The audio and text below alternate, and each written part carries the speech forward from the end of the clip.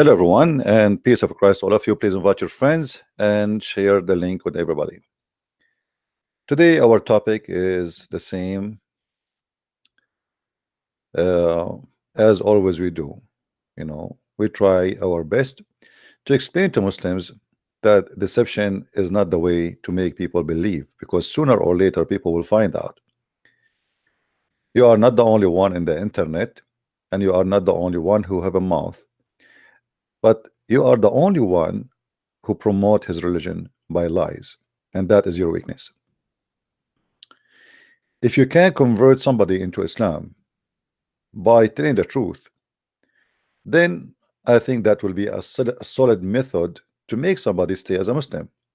But you will notice, after you make somebody convert to Islam, maybe a year or two, they will leave Islam and they will become enemies of Islam, because they will feel so angry for what happened to them. They've been deceived, they've been lied to, and they wasted years of their life worshiping false god and the bad man. His name is Muhammad. So I believe that the way the Muslims they try to promote their cult, it is miraculous way to expose Islam.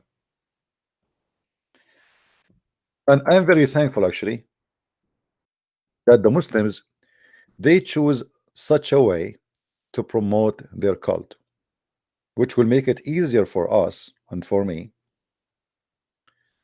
to expose this cult.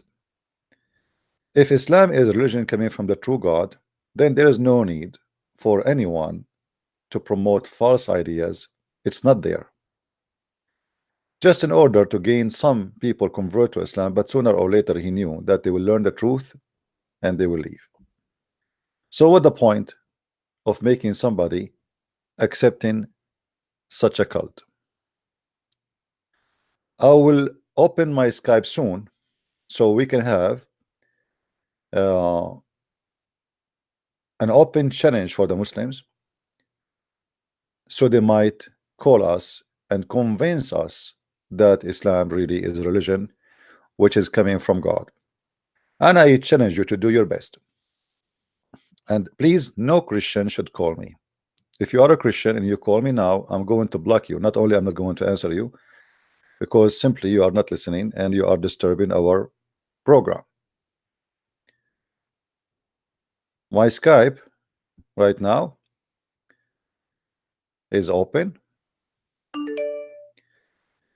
and we welcome any Abdul who have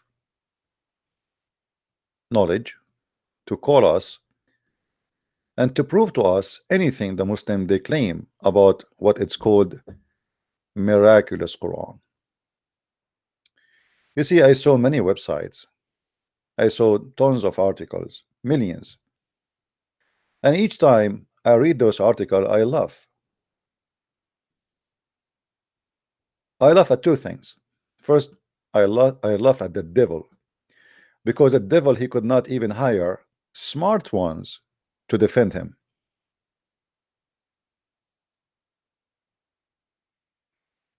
And here and now we prove it every day. Who is the Muslim when I call me and confirm to us that the Quran is the book of Islam, contains scientific knowledge that could not have been known 14 years ago, 1400 years ago? Who is the one who have the courage, who have the knowledge? You remember a few hours ago we made a broadcast about rejecting the hadith. The Muslims these days, in order to avoid getting busted, they say we don't accept the hadith. But just to let you know, a person who don't accept the hadith is not even a Muslim. This is Islam QA info, Islamic website, Islamic question and answer. Refutation of those who quote the Holy Quran to reject Sunnah and justifying not acting upon it. There is some people claiming that the Quran is written that the Prophet Muhammad once told someone something to his wife, and she told that to someone, and the Prophet was not happy by that. He did not want the people to know his saying, but just to follow the Quran. The answer: firstly, Islam is based on two main foundations: the Holy Quran and the pathetic Prophet. Sorry, the prophetic Sunnah. It's my uh, excuse my French. So this is really what Islam is about. In order to be a Muslim, you have to base your religion in two things: Quran and the Sunnah. And Sunnah mean whatever Muhammad he said or did. So anyone he says to you, I don't accept the Quran, he is saying I don't accept the Hadith or etc. He is saying I don't accept Islam, and simply he is playing the game of deception in order to avoid the disasters his prophet he said. Imagine if the Hadith was containing something wonderful. There's nobody will say I don't accept the Hadith. The whole point of saying I don't accept the Hadith, because the Hadith is exposing the silly, the pathetic, the idiot, the liar, the ethic, the crimes, the misleading of Muhammad. Therefore, the only way, if I am a Muslim, to keep myself from being humiliated by following such a man.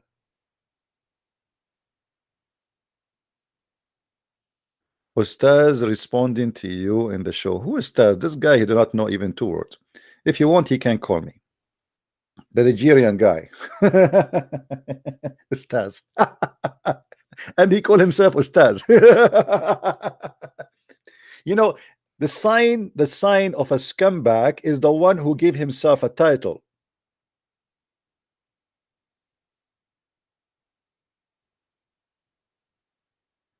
Because if you put in the front of your name and you write that, you say it's Ustaz. Let us say I say Ustaz. Ustaz mean master, teacher.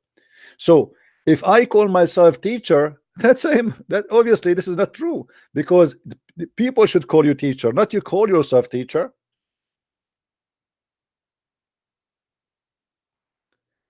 My friend, those people there, they are scamming the poor Nigerian people to take their money.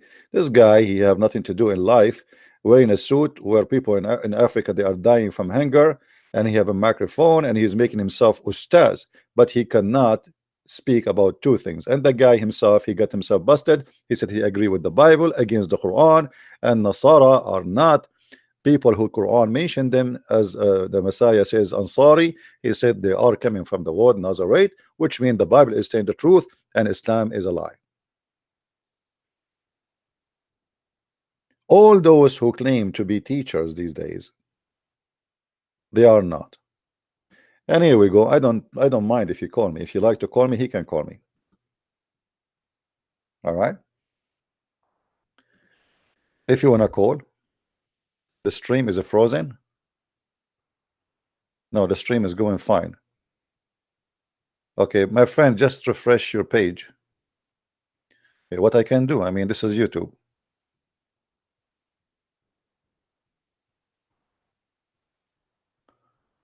Let me see.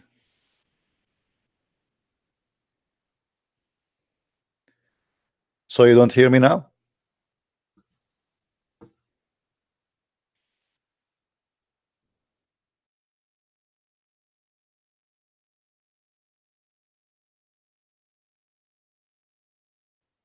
No voice?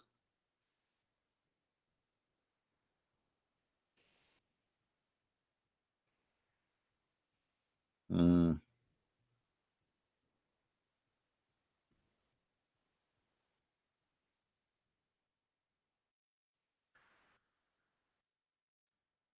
I don't know what's happening.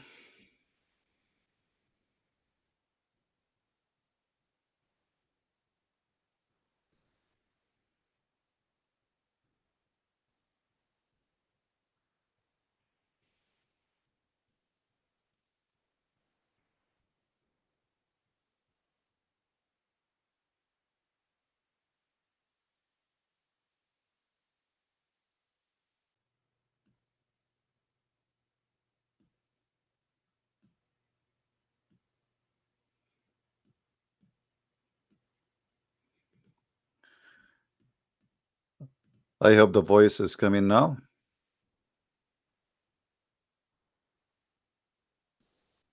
Let us see. I restarted the browser.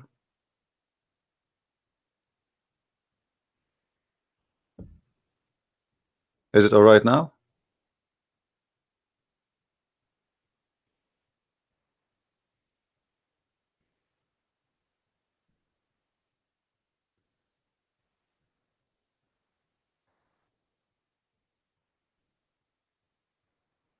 Okay. Is the are we fine? Are we back on air? Are we back? All right. I don't know what happened. I think this is maybe YouTube problem. This can't be from my side because I keep saying the name of Allah, and there's no way Allah will make things like this happen. Allah is very powerful. So anyway, again, invite your friends. We lost a lot of people by this, but it's okay. They will be back. Now, when somebody call himself Ustaz or call himself master or call himself whatever, and I mean, it's a silly. It's the same Muhammad. He called himself a prophet. You see, in order to be called something, people they should call you prophet. Muhammad, he claimed he called himself a prophet, but if we go and examine anything Muhammad he said, we will die laughing at his prophecy.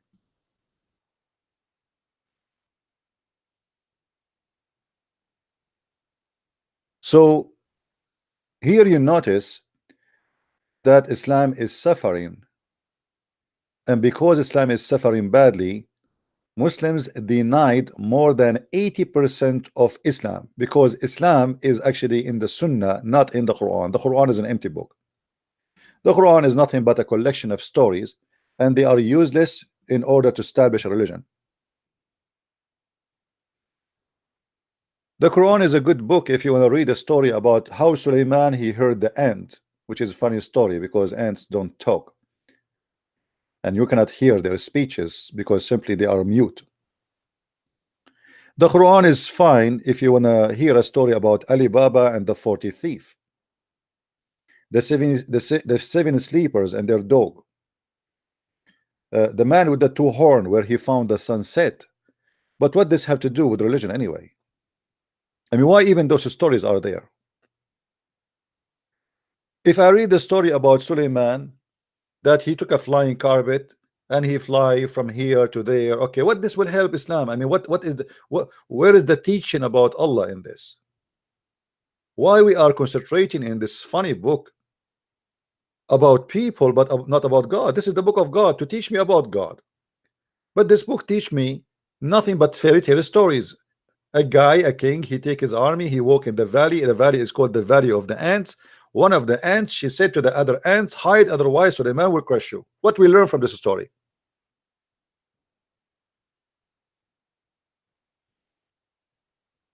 Is that will show me the glory of God? This is will show me the stupidity of this God, because who in the world will believe in such a story? There's no wisdom in it, there's no reality in it, and it's against even the basic science. If we go in the Quran, just to show you, when the Muslims they speak about miraculous, let us see the miraculous.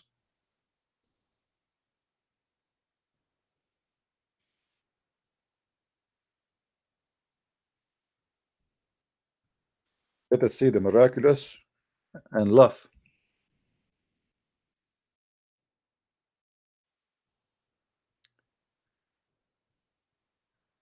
If we go to the chapter of, actually it's called the chapter of the ants.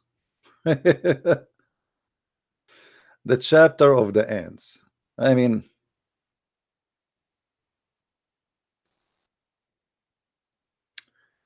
no comment.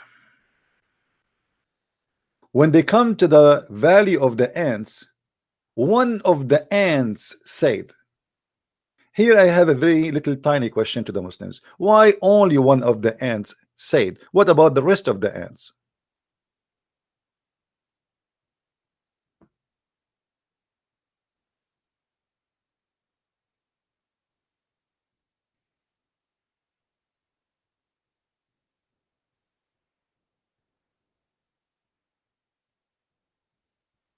Hmm? The valley of the ants, a valley full of ants. Solomon, he heard only one ant. Why? This is the only ant is using cell phone. This is the only ant was talking. This is the only ant she is allowed to speak in the name of the White House. Who is this ant who Suleiman he heard her? And why he heard one ant? And how in the world this ant she was able to be heard by Suleiman when ants don't talk? As you see, Suleiman he was amused at her speech. Ants communicate in two ways: chemical and vibration. They don't talk, they don't hear.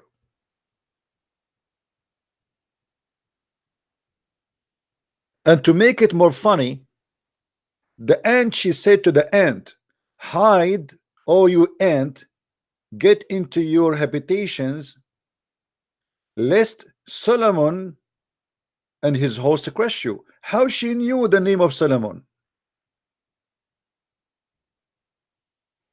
So for sure I have to say this is a miraculous Quran.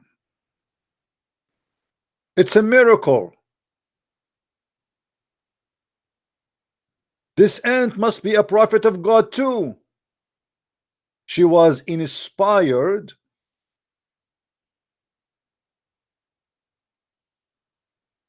and she knew that this guy, his name is Solomon. Imagine an ant right now, she tell the other ants, hey, Christian Prince, his life on air. Hide, otherwise he will debate you. How in the world this amazing ant she was able to know that the name of the prophet Solomon is Solomon? Because as you see, this is what she said. She did not say hide, otherwise those creatures they will destroy you. She said hide lest Solomon will destroy you. The one who's asking me when I talk about okay, hold on. We have a Muslim. He want to talk about the sperm coming from the backbone. Let us see what this guy want to say to us.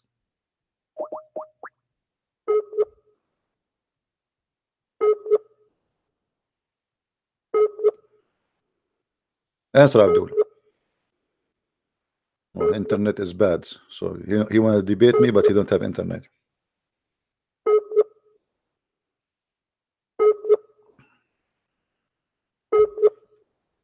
All right. So as you see, this is the miraculous Quran. Hello. Hello, yeah. Yes, my friend. You said you want to tell me about the sperm coming from the backbone, and you said I give ضعيف hadith. Yeah. Yes, I want to talk about it. Yeah, sperm comes from the back. Yeah. Okay. Yeah. Yeah, that's true. But my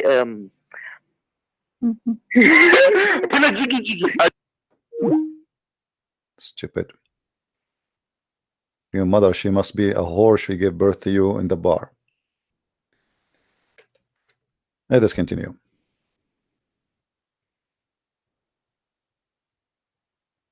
As you see, this is how trashy they are. Trashy, low class, they have no dignity, and obviously you are not coming from a good mother, otherwise she will not have such a son like you. The good tree give good fruits. You are a son of a poison tree. Both your parents, they are horrible and they did a very bad job. So keep doing what you are doing. You are just representing your family.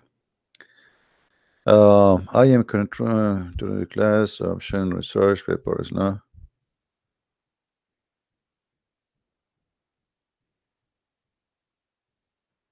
I mean, it's funny. Somebody's asking me which book to read about Islam. Read my books. What I will say to you. Okay, let's see. Many text.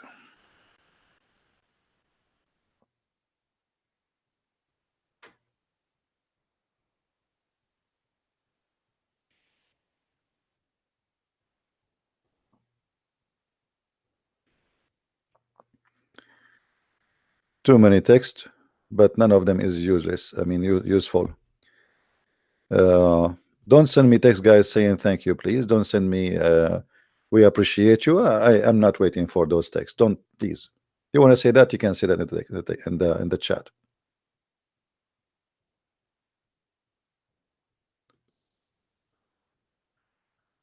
All right.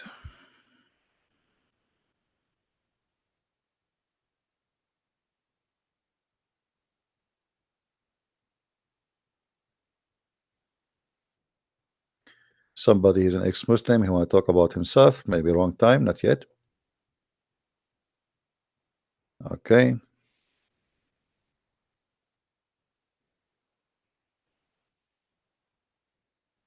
All right. So not even a single person from Skype is good to, you know, and I said many times, please don't send me tons of text. You are wasting my time and your time. I will not answer hello. I will not answer hi. I will not answer I appreciate you. I will not answer because simply if I answer everybody, I better close my program and just start saying hello, thank you very much, thank you very much, thank you very much.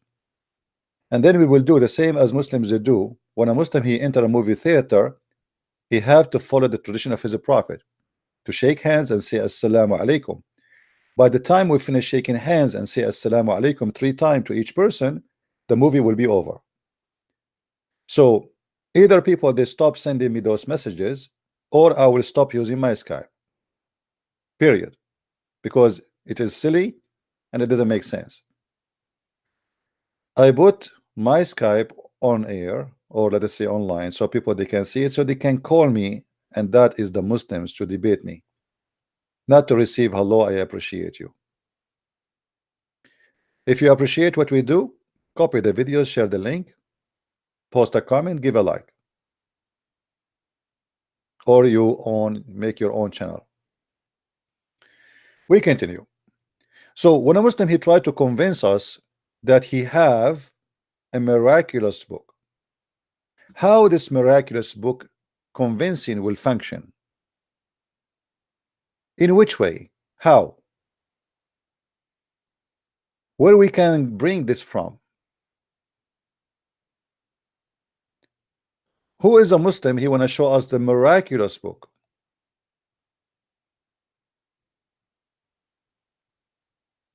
This is not miraculous. This is a full book full of stories. It's not even good for kids.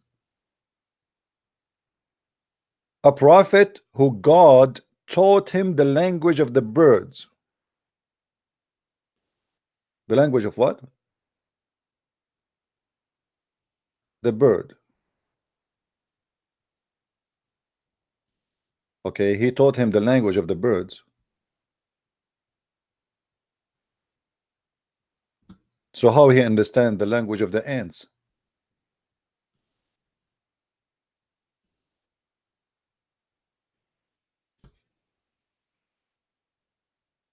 How silly the author of the Quran.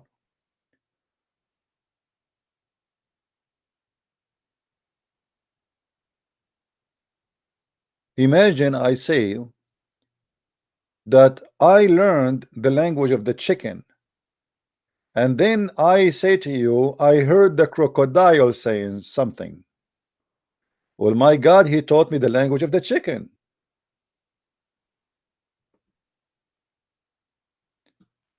How silly, how stupid the author of the Quran.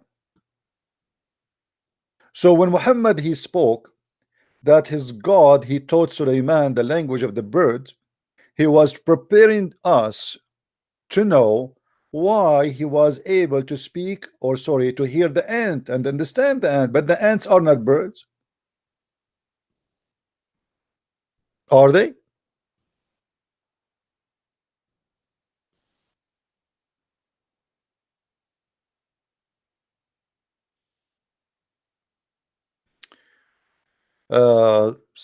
Someone asking what is the website I use. Okay, it's called Quran. Wow. Actually, they chose the right name for the Quran. This is the website I use. This is an Islamic website for sure. Okay, here we go. So here you notice that the Miraculous Quran is the most silly, most stupid book, which does not make sense. Contradiction in less than 20 words. Many contradiction in less than 3 lines. How this can be the book of God, and how this book can be miraculous. My God, he taught me the language of the ants, but yet I can understand. Sorry, he taught me the language of the birds, but I understand the ants.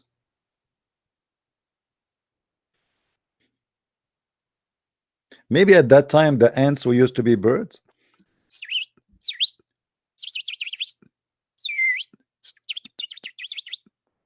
This is the ant talking.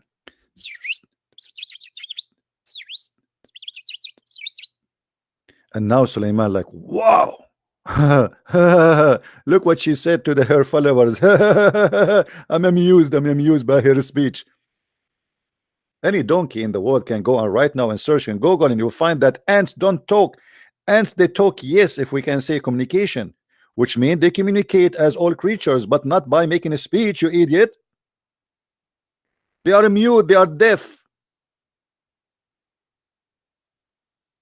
So when you say to me and you fabricate tons of articles speaking about how amazing the miraculous Quran, I say yes. It's a miracle that the Quran made a human being like you, such a donkey, to believe in a book like this. This is the only miracle I see.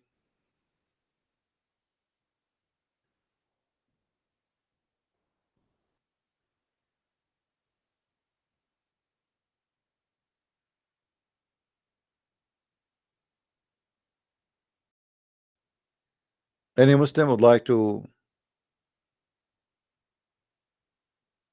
call us and show us the miraculous? I don't want to call Zakir Naik, because Zakir Naik, he will explain this and he will refute me.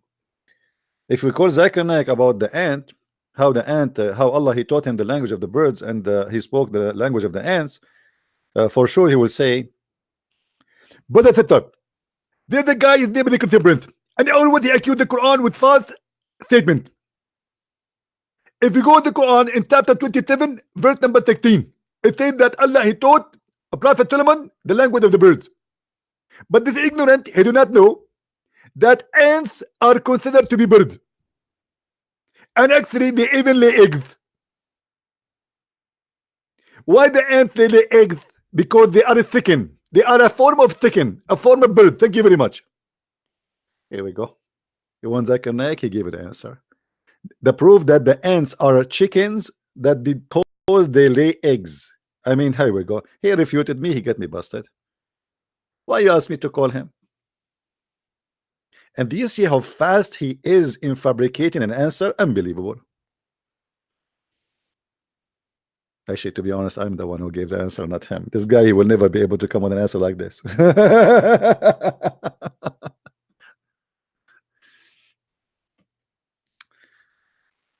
Do we have any Abdul? Anyone? Any half one?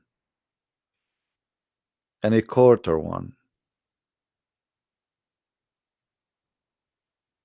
Your scholars are jokers, they are comedian, they are silly, they are stupid, and they are good for, you know, I know they are good for what.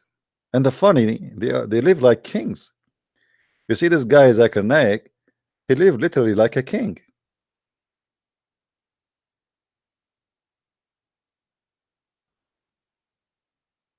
Islam is a great business if you try to defend Islam. Islam is a bad business if you attack it.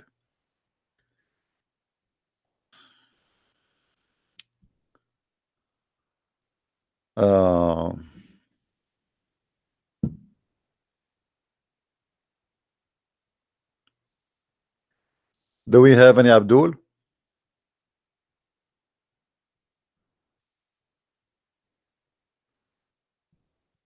Our IP founder is on, so we will not get the same stupid idiot calling again. Any Abdul here would like to call me?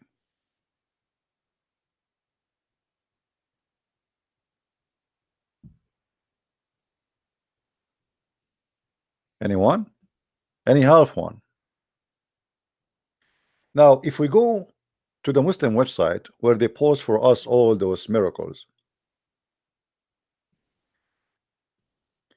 and they are assuming that all of us are a bunch of ignorants and we do not know how to refute this. The speed of light. Let us start from the first one. The Quran spoke about the speed of light. Are you sure? Let us see. The speed of the angels turned out to be the known speed of light. That's man, this is the speed of the angels turned to be the speed of the light. Why? How? Let us read together. Quran chapter 32 verse number 5. Allah rules the cosmic. Cosmic? Does it say really cosmic? What cosmic? Let it go, let it go. You change the translator, you will find there's no cosmic there, but let it go, let it go. Affair from the heaven to the earth. Then this affair traveled to him a distance in one day, at a measure of 1,000 year of what you count. Hold on. Hold on. I want to go with the Muslim theory before we go and discuss the speed of light. Just to show you how stupid the Quran is. But the problem is, people when they read, they don't use their brain. They just read. I mean, text, like, you know, there's some people, they lined words up together. They don't read, they line them up.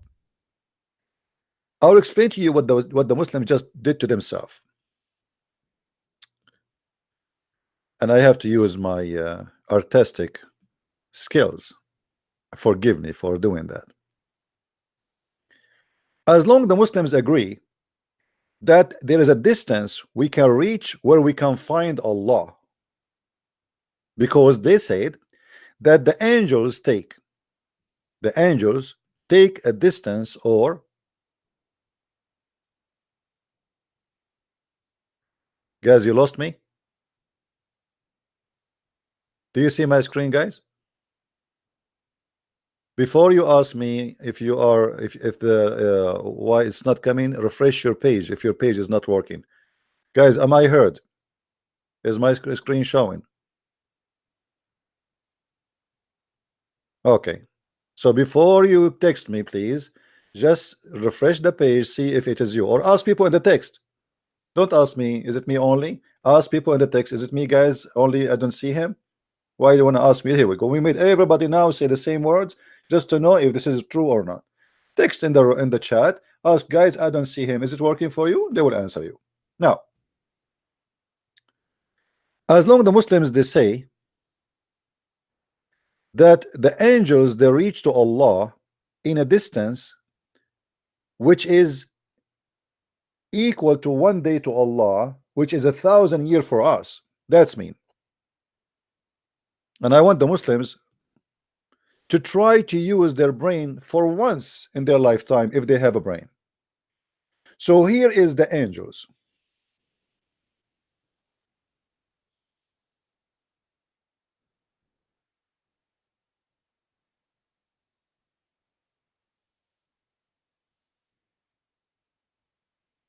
Angels. This is Jibril. I'm going to call him Gigi. Gigi. Like the guy who is a stupid loser, who his mom, she did not teach him how to behave. So Gigi, he wanna go up to he come to the earth, and now he wanna go up to Allah. And Gigi will take him a distance of 1,000 years of our time to reach to Allah. And here is Allah.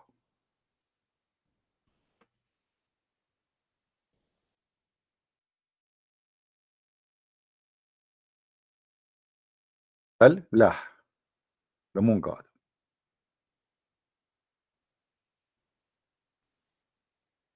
As long the Muslims they accept such a thing, they accepted that if we go with the speed of light for 1,000 years, we arrive to Allah. That's mean we knew where is the location of Allah.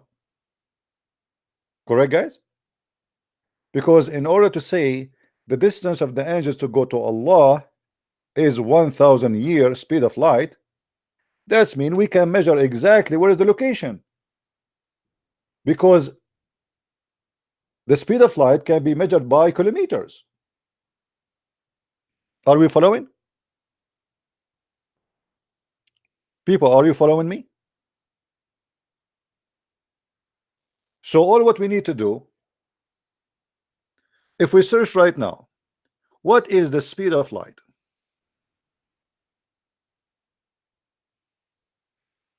Speed of light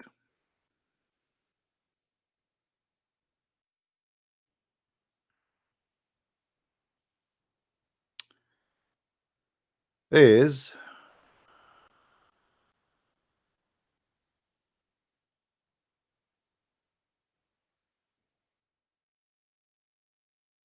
let's use kilometer.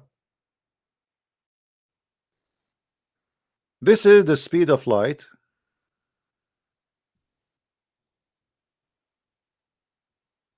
is 1,079 1,000. Let us see here to be sure.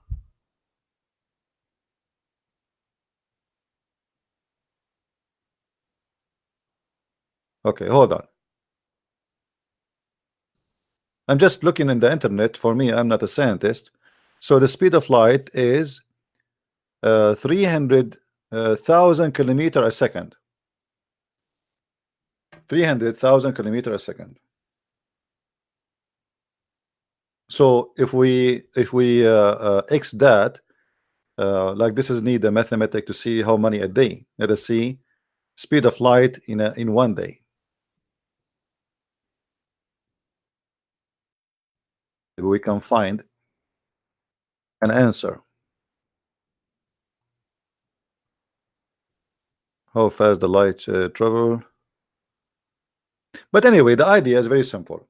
As long we knew the speed of light and how much it can pass as a distance, then we knew already where Allah is located. And that's mean Allah is located in a fixed place. In a fixed place. In order for this Allah to be located in a fixed place, he have to be a fixed person. Correct? And that's mean that Allah is a physical being in a physical place, in a physical distance, is a physical location. Which mean Allah is not everywhere. Which mean he is limited, he is content, he is located.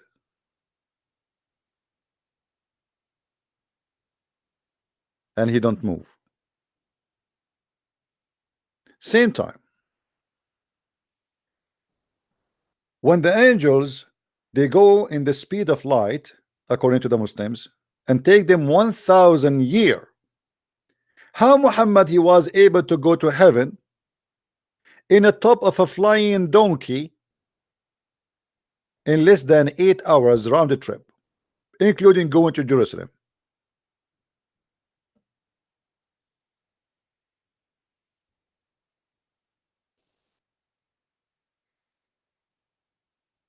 $1,000 years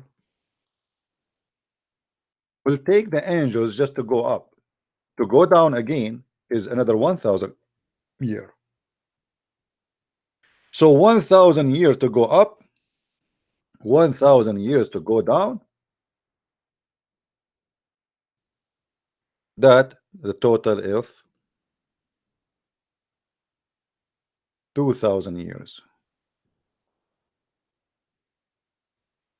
Yet Muhammad he claimed he went to Allah in the top of a donkey, and he was able to go there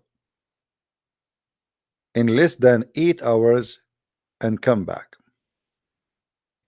And his way, he did not even stop in Mecca. When he was coming back, he stopped in Jerusalem supposedly. So here we find that Muslims, they are trying to create from fictions what something they can use as science. Now we go back to the article so we can laugh more.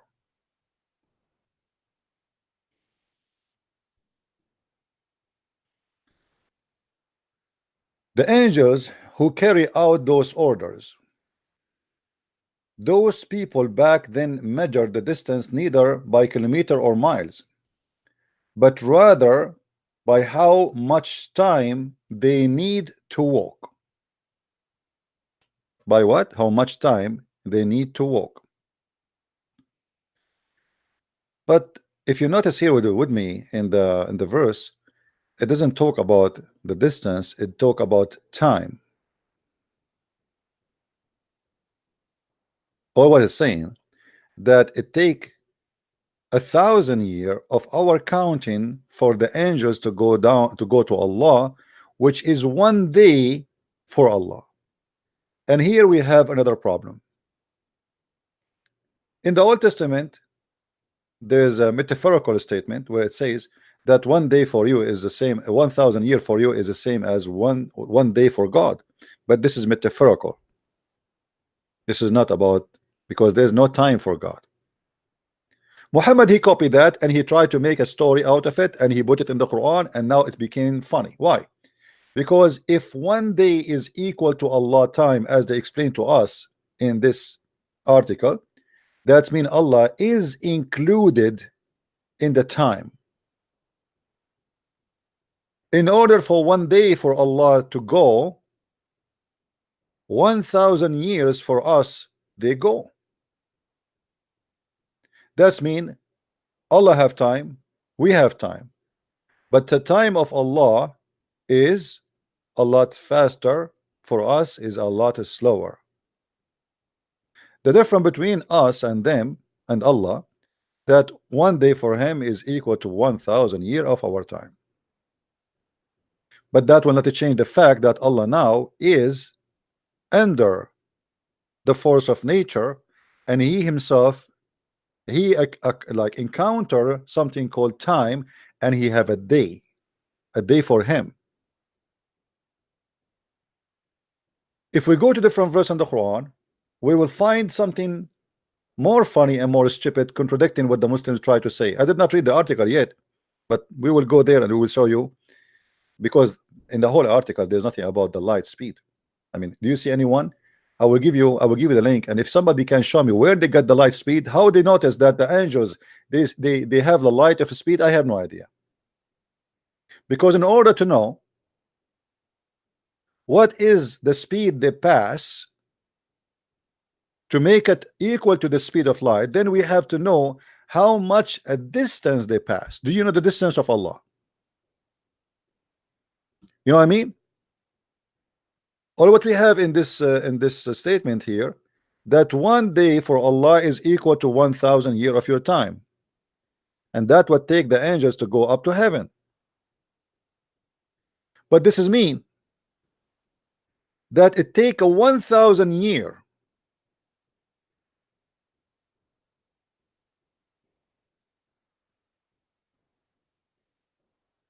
for the light of Allah, if He is light, to come to us, which mean if Allah He sent His light, or a light came from the location of Allah, is going to take 1,000 years before this light arrived to us.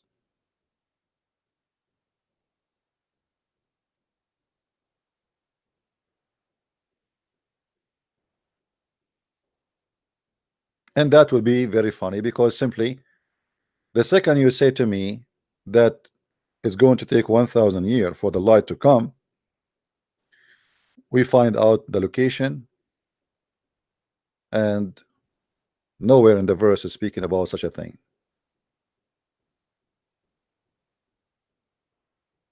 If we go to different verse in the Quran, we will find a contradiction. You can read the article, by the way, because there's nothing here is about the light speed or etc. It's just a fiction they are trying to create. Where anyone can show me where they got this one? The angels carry out the order of the etc. measure distance between neither in kilometer or by walk. For example, village 2 days. This is mean the distance equivalent to walking for 2 days. But this is not what this verse is saying. It says that Allah have angels, and angels come to us, and it take for Allah 1 day, it take for us 1,000 years, but we do not know how it take for the angels themselves. Are you following with me?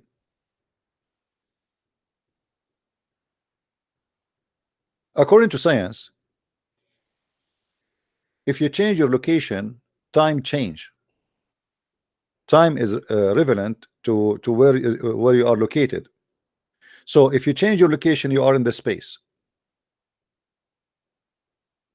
1 year in the earth, it might be maybe 4 years in different place, or 5 years, depend where are you. Time is not the same. Here Allah is fixed in his place, we are fixed in our place. The one is moving is the angels, and the angels, in order to go through the time, they have to go through multiple time, because this is changed based on the location.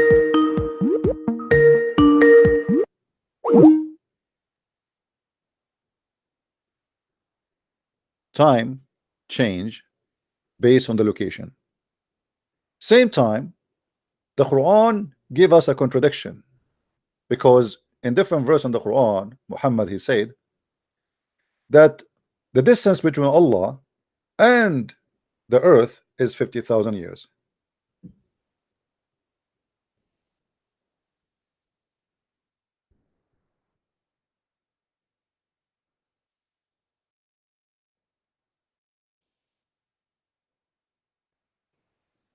In chapter 70, verse number 4, it says, the angels and the spirit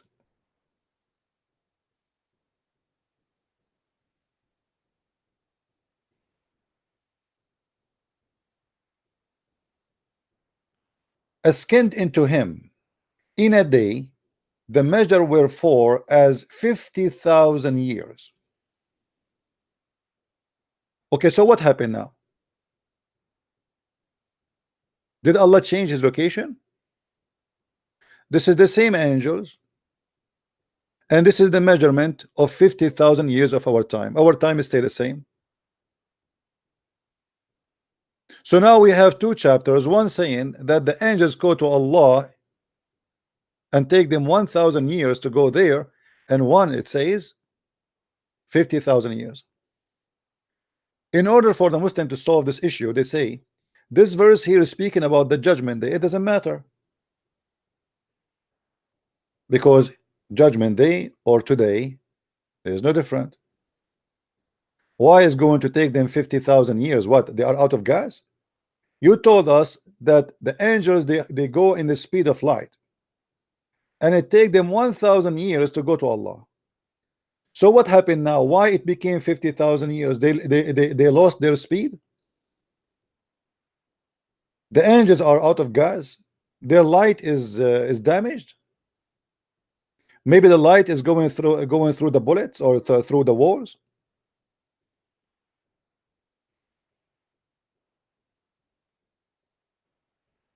You know what I'm saying, my friend?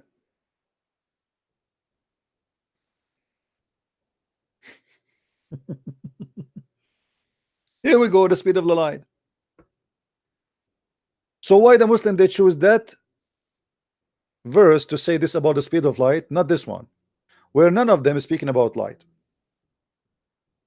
Why Allah don't say, well, look, this is the speed of light? Can't he say that? We go back to the article and laugh again at more contradictions.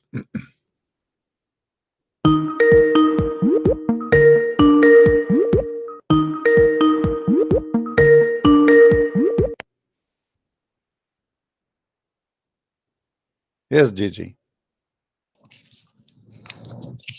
Hello, can you hear me? Oh, this is not Gigi. Oh, well, yes, I hear you. Yes, I want to reject Islam. You want to reject Islam? Yes, I want to reject Islam. Why you want to reject Islam? I want to reject the version that ISIS uses to spread evil throughout the world. This is Kenny Boner, And I want to. How are you, Kenny? How are you? Version. How are you, Kenny? I want to reject the version that. How are you, Kenny? How are you, Kenny? How are you? People like you use. Did you buy my books or not yet? To paint an ugly picture of Islam with broad strokes of your brush. So let me ask you. Islam You said you reject Islam, which is ISIS Islam, correct? Yeah, in the version that you try to paint. Okay. A picture of. Well, isn't it ISIS Islam in the Quran? No, sir, it isn't. Do you want to take a challenge? What I want to do is I want to reject Islam that ISIS uses and the Islam that Islamophobes use. Okay. Where you try to hijack let me ask you. Let us see. What name for me one thing ISIS did is not Islamic. Well, anytime you oppress people, if you kill people unjustly and you destroy. What unjustly mean? Tell me how you kill people justly. Tell me how you can kill people justly. So you are saying to me your prophet, he killed people but justly, right? Only in self-defense, absolutely. Only in self-defense. Okay. Let us see. So if someone is killing, all right. Okay. Let's see. Only in self-defense. Okay. Isn't it your prophet? Isn't it your prophet who said, "I've been ordered"? Isn't it your prophet? He said, "I've been ordered to kill all mankind until they convert to Islam or they die." As a Muslim, I want to reject the version. You are not a Muslim. You are a potato. You are just a guy who is an idiot who do not know what to do. Seeking attention. Read for me the screen. Read what is in the screen. I'm driving. You right said now. you call me when you are driving. I think you're not driving. I think somebody is driving you. Now, listen, I want you to read for me. It says, "I have been commanded that I should fight against the people till they declare that there is no God but Allah." Are you saying your prophet was ISIS? I'm telling you that the Prophet Muhammad, peace and blessings be upon him, only fought in defense of. Here we go. He did not say I am defending. He said I am in order to fight until they declare, not until they stop fighting me. Stop lying. Right, until the oppressors stop fighting. Right. He said until you declare, not at the oppressor. Read with me. He said until they declare no God but Allah, and when they do, perforce there's no God but Allah, and their blood and their righteousness are granted protection from in my behalf. Which means if you don't say Allah is God and you don't say Shahada, Muhammad will take not only your life, will take your money. Well, let's put this in the reality. Okay, so there were many people that were fought against the Muslims that actually become Muslim, right? And so your opportunity to do so is not too late until the day of judgment. You are not answering. You see, you are a potato. No, I am. Answer what I showed you. Answer what I showed you. Did your prophet said I've been commanded to kill all mankind until they say Islam is the only religion? Yes or no? Was sent as a mercy to all of mankind. What mercy? Okay, answer me. Why you don't answer? I showed you what your prophet said. I want you to answer that. Go ahead. The Prophet Muhammad, peace and blessings be upon him, instructed the Muslims to fight only in just cause. That means against oppression. This is just call. Just call. Anyone who rejects Islam, anyone who rejects Islam is in war with Allah. Anyone who rejects Islam. There were many people around the Prophet and the Sahaba, peace and blessings be upon them, that rejected Islam. He killed them all. all who reject Islam, either they are killed or you are a liar. Okay, let me ask you, why there's no Christian, why there's no Christians, no Jews left in the Arabian Peninsula? There are Christians and Jews in the Arabian Peninsula. Who is the donkey who said that to you? Look, if you don't know facts, I can't, I'm not going to debate it with you about. You know the facts. Okay, so you are saying to me your prophet is a liar, because your prophet said, read the hadith with me. It says, I will expel the Jews and the Christians from the Arabian Peninsula. Fighting and oppressing the Muslims. Don't stop lying. No, he said, I will expel the Jews and the Christians from the Arabian Peninsula, and I will not leave any but Muslims. The ones that were oppressing the Muslims. Abdul, you are a big fat potato. Read the hadith. Show me where it says only those who fight. He says, I will expel the Jews and the Christians from the Arabian Peninsula. And now in Saudi Arabia, there's 0 Christians, 0 Jews, 0 atheists, 0 gays, 0 lesbian. Correct?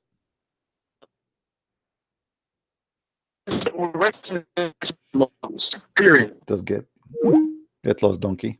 I have no time for stupidity. And don't call me again.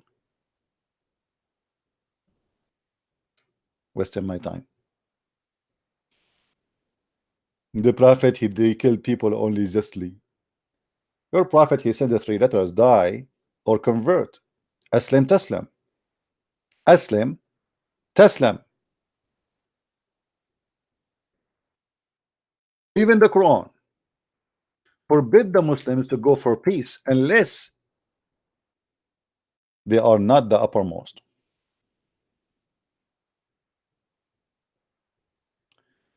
Let us see.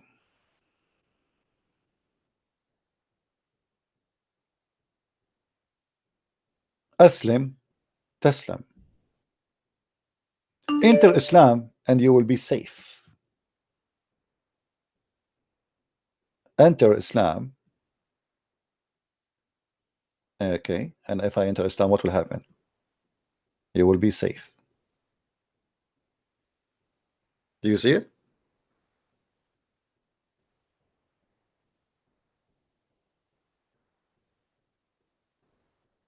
So they lie to us. They say Muhammad, etc. Muhammad, he said it clearly, I've been ordered to kill all mankind unless they convert to Islam and they pay the say the Shahada, and they pay the zakat, and they pray as we pray, and they face the Qibla, which means they face the Kaaba, slaughter as we slaughter, do everything exactly as I do, otherwise I will kill you. As simple as that. If you break any of those commands, you will be considered as an apostate.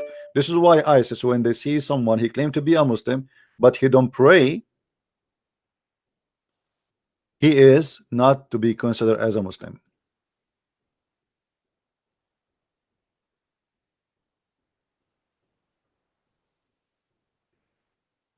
And look who is somebody telling me this is Kenny Bomer, the American convert. Don't fall into his lies. You want to teach me who to convert to who Mr. Dan? You want to tell me who is the one? I mean, what about you take my place and tell me what to talk to, how to talk to people?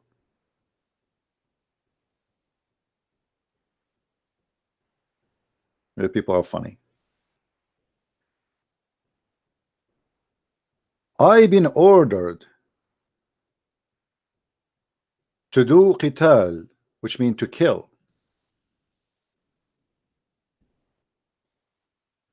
Let us see the command of the prophet. And maybe you saw ISIS putting chains in the necks of people. You are the best of the people ever raised up for benefit of mankind. Between two bracket, benefit of mankind. Okay, what is the benefit of mankind? The prophet of Allah. And then he quote for us at chapter 3 verse 110.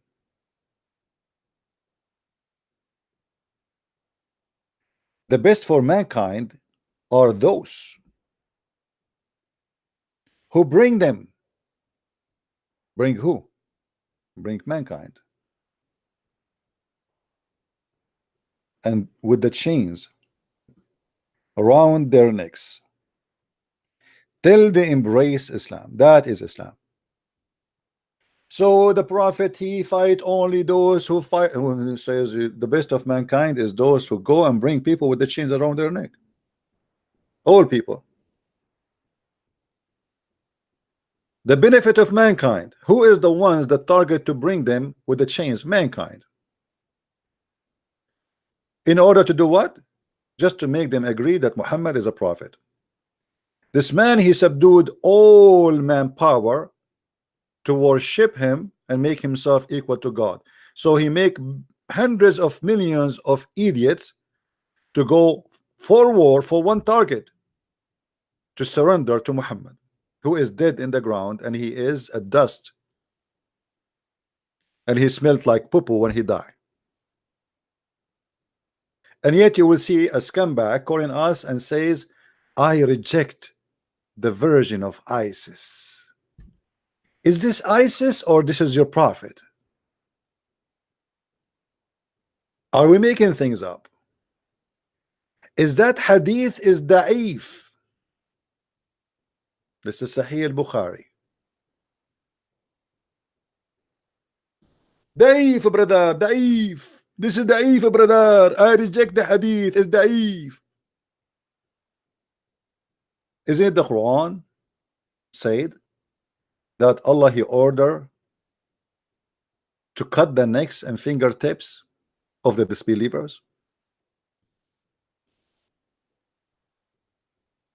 Isn't it the Quran says crucify them and cut their hands?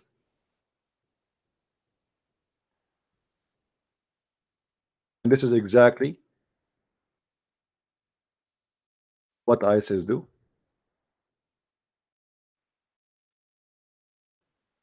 When you hear a verse like this saying the punishment of those who wage war against Allah, you think that they are really waging war. This is not about war. Go and read the story behind it. Nobody waged war. This is the punishment. There's a guy, he's a sheikh. He saw a dream. He saw a dream that Allah Messenger Muhammad, he came to him in the dream. And he said to him a few things. In less than 48 hours, he was arrested, taken to Sharia court, and now he is, he's facing more than 80 count of violation of Islam, just because he saw a dream. All of them goes under this verse, chapter 5, verse number 33. And now the Sharia law court asked him for cutting his hands and his feet and putting nails in his eyes as a punishment by crucifixion, just for seeing a dream. What is the war? When somebody says to you war and he is a Muslim, they are talking about you rejecting Islam. The second you are rejecting Islam, you are waging war against Allah.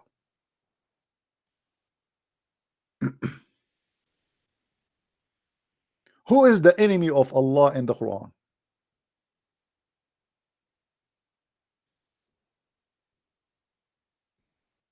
Anyone reject Allah?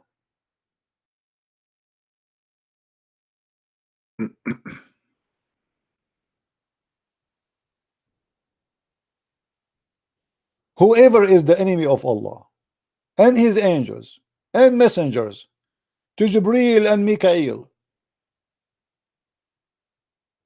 Allah is the enemy of the kuffar. But you cannot have a war with Allah.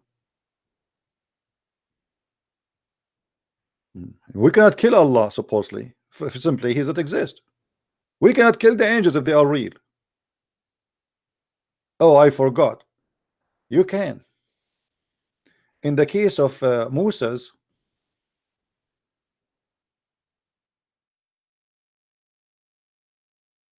when the angel of death came to Moses,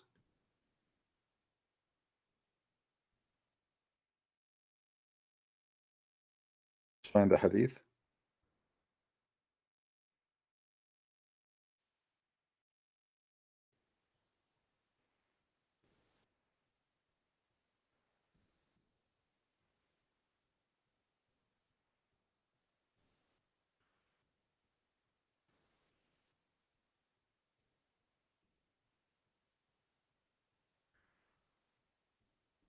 Hmm.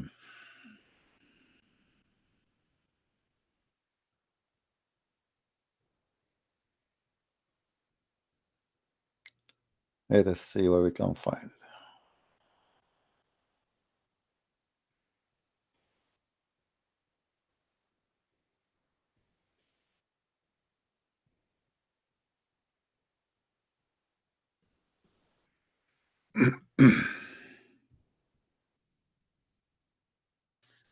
Abu Huraira reported that the angel of death was sent to Moses, peace upon him, to inform him of his Lord summons. When he came, Moses boxed him on, and his eyes was knocked out. What the heck? Moses, he was doing boxing with the angel of death, Azrael. The angel of death came out back to Allah. This is the miraculous Muhammad and the miraculous Quran and the miraculous stories of this cult. Watch and laugh. So the angel of death came back to Allah and he said, you send me to a servant who do not want to die. What the heck? This guy Musa, he don't want to die. Allah restored his eye in its proper place. Boing. The poor angel, he was coming inside the house of Allah and his eye is coming out like boing, boing, boing, boing, boing. And Allah, what happened to you? What happened to your eye, idiot? You know, this Musa's, he have, you know, a black belt. He knocked my eye and he took it out. And it, look, my eye is broken. And not only, actually, there's different hadith says he knocked his eyes and he broke his wing. So now the guy, he have one wing is broken. So he knocked his eye and he went to Allah, and Allah, he restored his eye back in the proper place, which is in his nose or between his eyebrows, and revived his eyesight. So how you say to us in the story which we are talking about the speed of light, you are saying to us that the angel, they have the speed of light but they have eyes, and you're a prophet, he said they have wings. Jibreel specifically, he have 600 wings. Is that metaphorical or physical? Obviously it's physical. This cannot be metaphorical. Here we go. You see, he did destroy his eye, and this is Sahih hadith. Now Allah, he fixed his eyesight and he said to him, go back to him and tell him that if you want life, he must place his hand on the back of an ox. And he would be granted as many years of life as the numbers of the hair is covered by his hand. This is why, my friend, you want to have a big hand. If you have a small hand, you live less. Musa said, my Lord, what happened? Then he said, then you must court death. But notice with me here, the story is telling us that Muhammad is officially stupid. Why? Because if Moses can object the order of God and the command of God to die, and he beat the angel of death, that's mean all of us, we can do that. Why only Moses was able to beat the angel of death? The answer can be found in Chong Fong Ching Chi Chung Samurai School. If you go and do some research about Moses, you will find that he have many built in the Kung Fu, and he was even he was a master of a Bruce Lee. Actually, Bruce Lee, he was called by that name because each time Moses, he see him in his way, he see Lee from my way. And this is how Bruce Lee got his name, because Moses, he spank him and he make him Lee in the side. So the people, they call him Bruce Lee, which is coming from the word Moses Lee, because Moses in the Chinese language come as Bruce Lee, you know. So so Musa's, he can beat the angel of death. Okay, I want to ask the Muslims here, why Musa don't beat the angel of death again and ask for more? Because as long Allah cannot kill him, as long he can kill the angel of death, as long Allah cannot accomplish death without the angel of death, and Musa's can beat the heck of the angel of death, why angels can kill Musa's even in the future?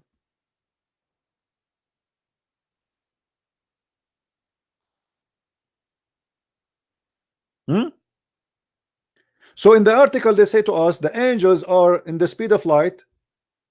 We have two verses in the Quran, one saying that the angels they speed in 1,000 years of your time, 1 day to Allah. The other verse says 50,000 years, 1 day to Allah, which is contradiction. Nowhere in the verses speaking about light, nowhere in the verses speaking about speed in order to know what how fast the speed. Nobody knows where Allah is located. So how the Muslim they come to the conclusion that this is the speed of light? Stupidity versus fictions. In order to make a miracle, they made an article for us, but nowhere in the article can prove to us any of what they claim. It is the opposite. As we see, the more we study about this issue, the more we find that the Muslims are a bunch of hypocrites and they are making up stories. Lunar calendar month 12 months a year.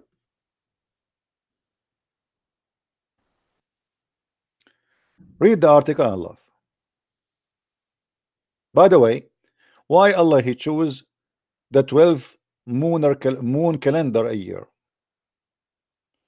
Isn't this is a mistake?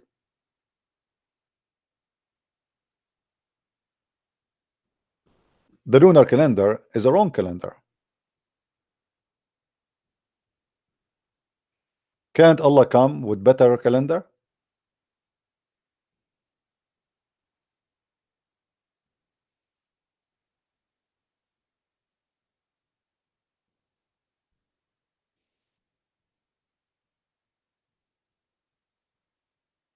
Anyone? And look what here they say, that Allah is saying, then God saying the angels travel in 1 day the same distance that the moon travel in 12,000 lunar. Where is that? They say to you, because in the Quran it says that the year for Allah is a 12 moon, but this is the year for you, you idiot, not for Allah.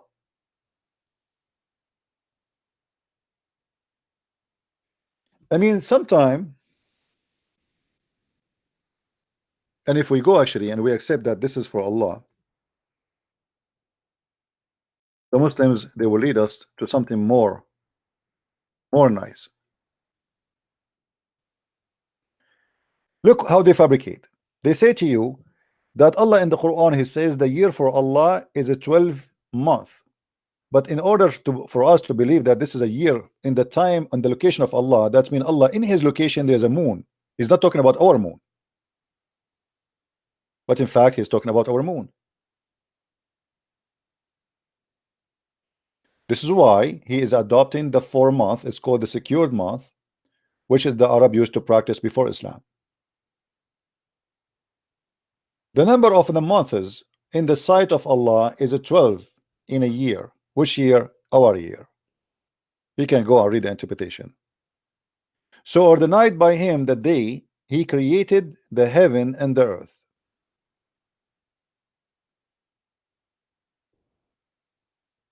So since Allah he created the earth and the heaven, from the beginning Allah created the day and the night to be the same as today, and the year was 12 months as now. But this is, by the way, according to science, this is wrong. According to science, the earth does not have the same time as today. Yes, it have day and night, but the day and the night is not 24 hours like now, and in the future is not going to stay the same.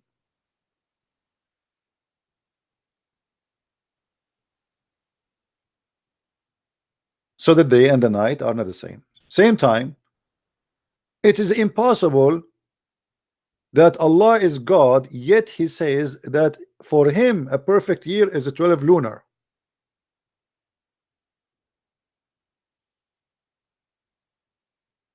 If you notice here they say the word months. If you go in the article, they use the word lunar. Anyone knows why? Why in the translation they did not use the word lunar? Here they have lunar. In the Quran translation, they use the word month. The word shahr is not an Arabic word. This is an Aramaic and a Hebrew word in the same time. Shahr mean moon. So when you say 12 shahr, you don't say 12 month, you are saying 12 moon.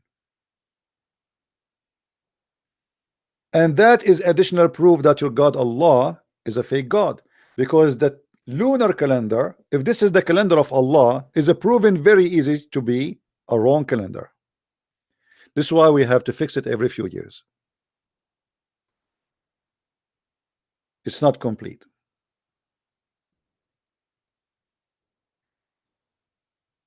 Muhammad here was copying people around him who have the lunar calendar, including the Jews. The Sabian they have it, the Jews they have it, the Arab they have it, and Muhammad he follow what he learned from people behind him or before him. So in order to fabricate and to come with the speed of light, they have to make an article have nothing to do with reality, and it's far away from any truth. Neither the Quran says that, neither Muhammad says that, neither the Hadith says that, and even their article proving that they are false. Same time we showed you that the Quran bring us two dating. One, it says that Allah he deal with the earth and the heaven in a day equal to 1,000 years, as we see in chapter 32 verse number 5, and we showed you in chapter 70 verse number 4 it says the opposite, that the angels and the spirit ascended to him in a day in the measure wherefore as 50,000 years.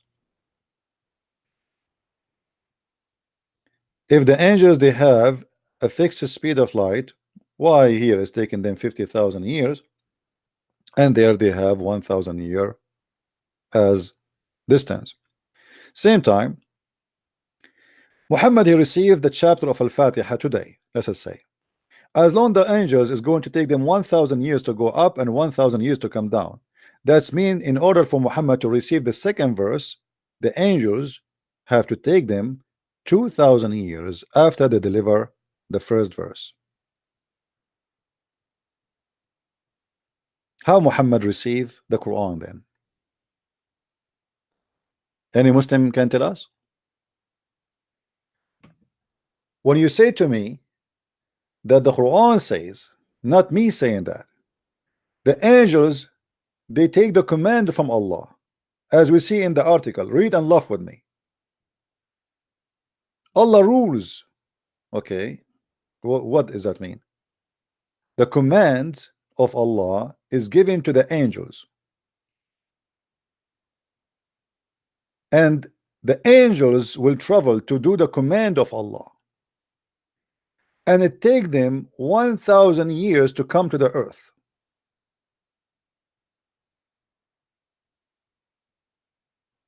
And by the way, here you will see in the translation they say in a distance of 1 day. In the verse in the Quran it doesn't say the word distance at all. That is a fabrication. Chapter 32 verse number 5. Let us change the translator from the article to the website we are using. 32:5.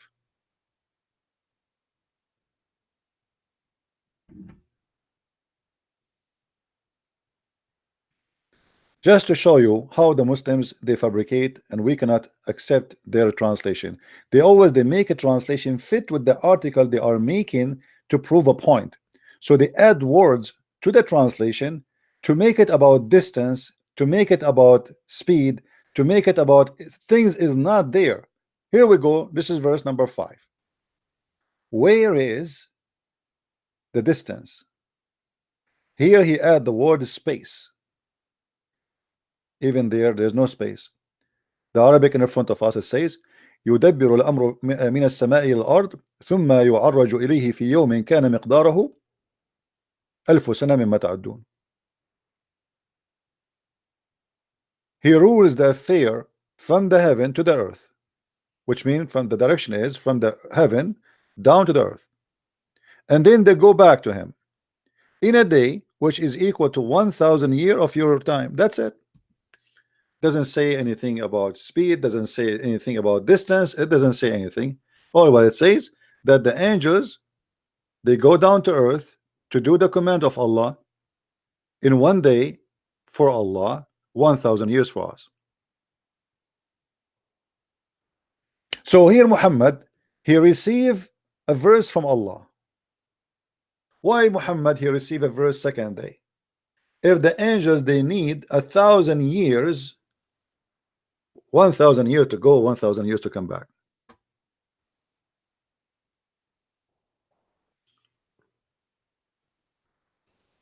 Any Muslim?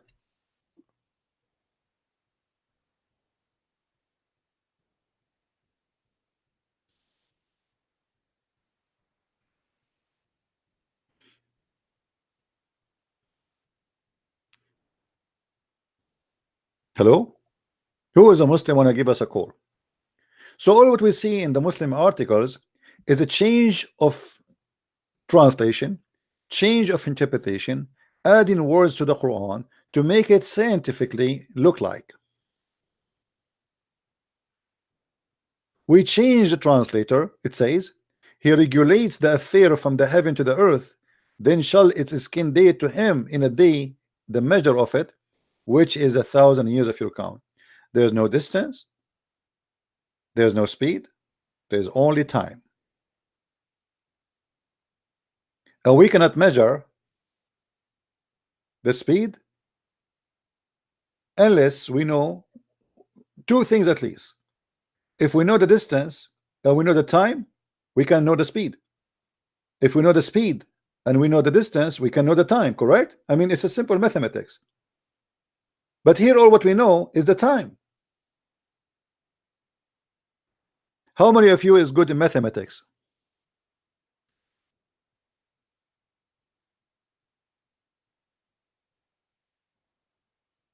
So they lie and they fabricate and they add things is not even exist there. Let us see different fabricated miracle. Vision. Let us take one by one. Vision. A mysterious syndrome has been impairing astronauts' vision on the International Space Station, causing untreatable. Okay, all right, okay. I'm not going to read the whole article. You read it, guys. But let's go to the Quran.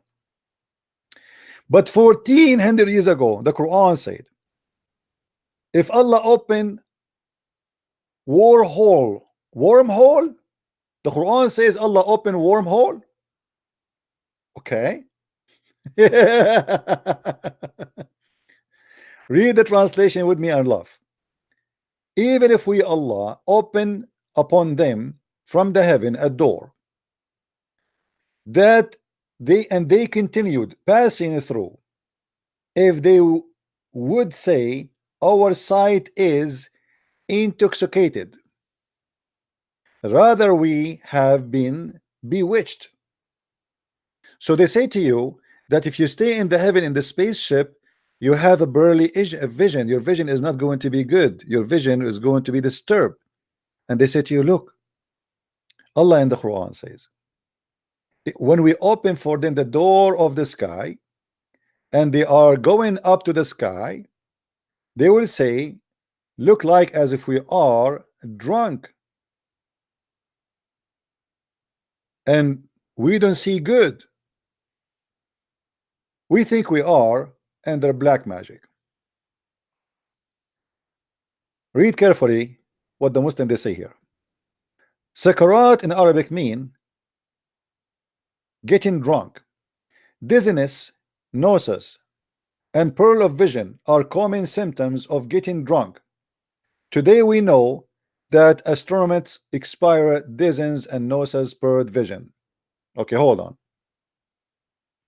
If we go to the Quran and see the verses they are talking about, and we try to find out what the verse is talking about, all of us, we will die laughing at the fiction of the Muslim try to create.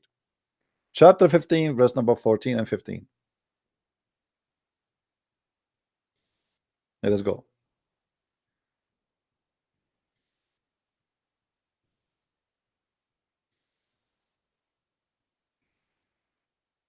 All right.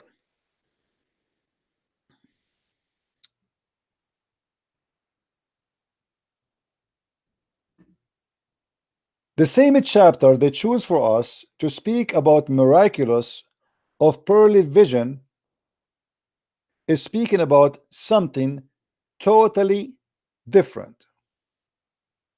Read carefully with me, and I challenge any Muslim to say, I am lying. The one Allah is talking about is those who make fun of Islam, not those who go to heaven. Read carefully. We have sent without we have without doubt sent down the message, and we will assuredly guard it from corruption. But we know that the goat ate the Quran, and we know Omar, he said the Quran was 1,027,000 letter, and not even 20% or 30% of the Quran is left. We did send messengers before thee amongst religious sect of old, but never came a messenger to them, but they mocked him. Even so we do let it creep into the heart of the sinners. They should not believe in the message, but the ways of the ancient have passed away. Even if we open out to them a gate from heaven, and they were to be continue all day a scanning therein, they would only say, our eyes have been opened to be drunk. Nay, we have been bewitched and sorcery. So all what he's saying, even if we take them to heaven, they will not believe it. All what this verse is about. The Muslim, they make it about when you go in the spaceship, you have a pearly vision. But hold on, the Quran itself says, if we continue reading the same chapter, you will see how stupid things will go. They are talking about if you go in the spaceship, you will have a pearly vision. Read with me carefully. It is we who have set the zodiacal signs in the heaven. So the God of Islam believe in zodiac signs. Do you see it? This is a spaceship now. The zodiac signs, Allah saying, I am the one who put them in the heaven. Continue. And we made them decoration for the beholder. So the God of Islam believe that the stars are decoration only, which means all the stars can be seen. The fact not even 1 of billion% of the stars can be seen by eye. The rest are invisible for our eyes because they are too far. Then وَحَفَظْنَاهَا مِنْ كُلِّ شَيْطَانٍ رَجِيمٍ, and moreover we have guarded them from every cursed devil. Hold on, the Muslim, they were talking about spaceship going to the space, but the Quran says nobody can go there because the space is guarded. Shaitan cannot go there, and even a human being cannot go there. But if any sign, any gains a hearing by stealth is pursued by a flaming fire. So if any shaitan try to go to the space, Allah will shoot him by a star. Do you see the science?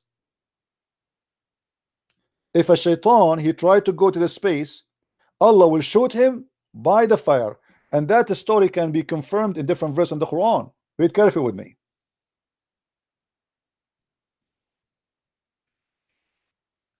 You see how they try to speak about the spaceship? Allah predict the spaceship. Those who go in the space, they will have a pearly vision. In chapter 67, verse number 5, it says,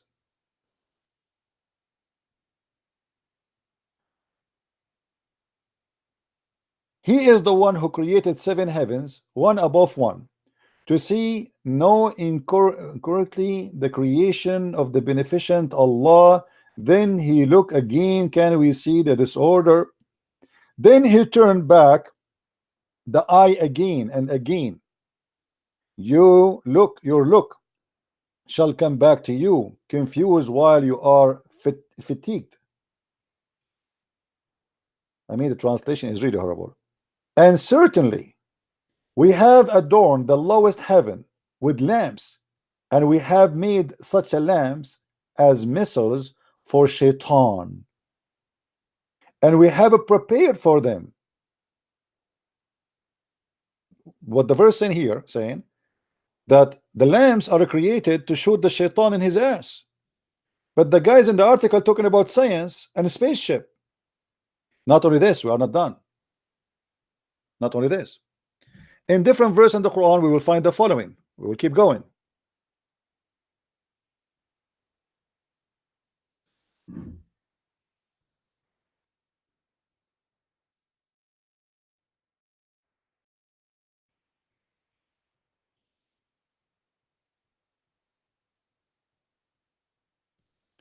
The Lord of the heaven and the earth, and what is between them, the Lord of the east.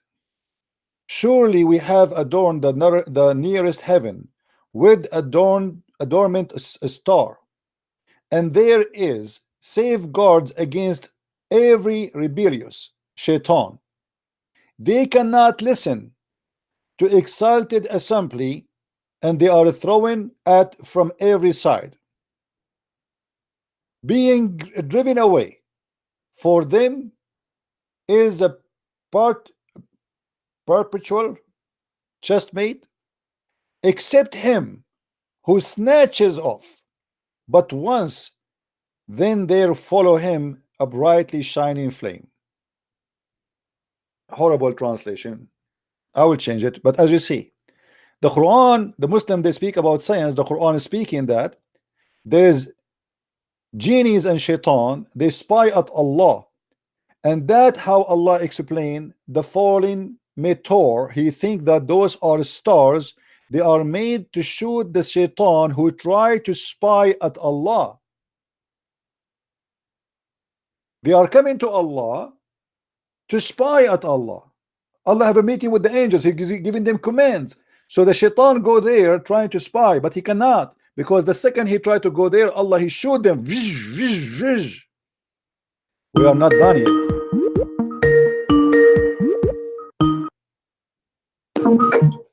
Hello? Hello, good evening. Yes, my friend. We hear you. Hello, yeah. My name is Ustaz Jama Degwa. All right, how I can help you? You know me now. Why you ask me that question? Sorry? Help me as well. Don't you remember me? No, I do not know you. Who are you? Connected us together last week. I don't hear And you. we are unable to finish our discussion. I don't say again. What?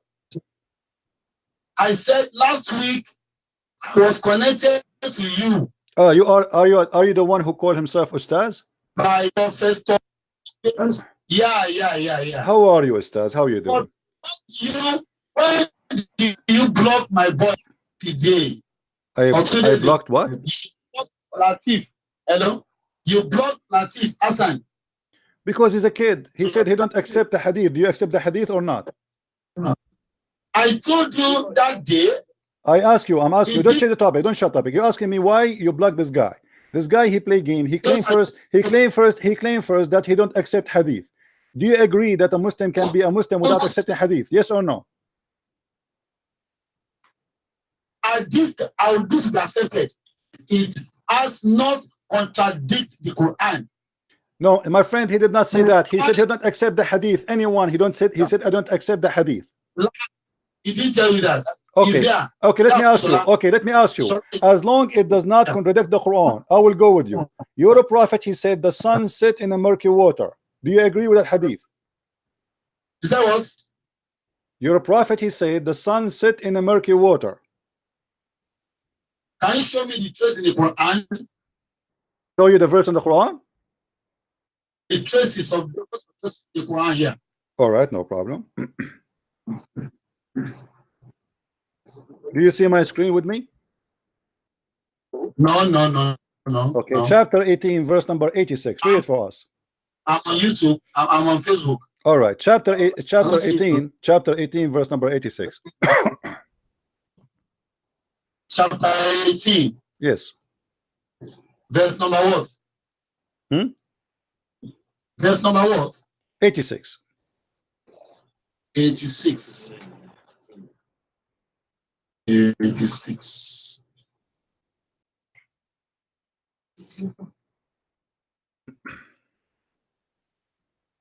Don't always run away from the. Sorry? Hello? Yeah? Why do you always run away from the Bible? Don't change the topic. Let's finish what we are talking about. Read the verse. I said, why do you always run away from quoting the Bible? My friend, nobody is running away. You are the one is running away from quoting the Quran right now. You are the one is running away from quoting the Quran. You asked me where it says the sun set in the murky water. I gave you the verse, and now you are running away, changing the topic. It is you who's running away. Read the verse for me.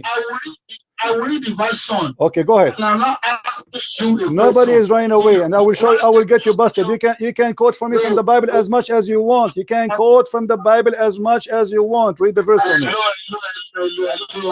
Read the verse for me. We are waiting for you, my friend. Go ahead. Now, let me take it from verse 83.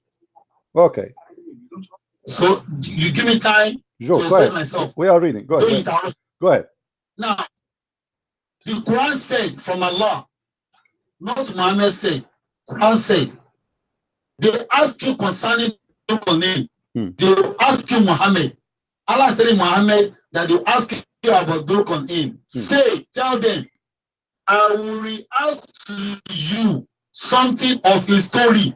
Tell them that God will tell me about Dhul name. Okay, who is Al-Qur'an?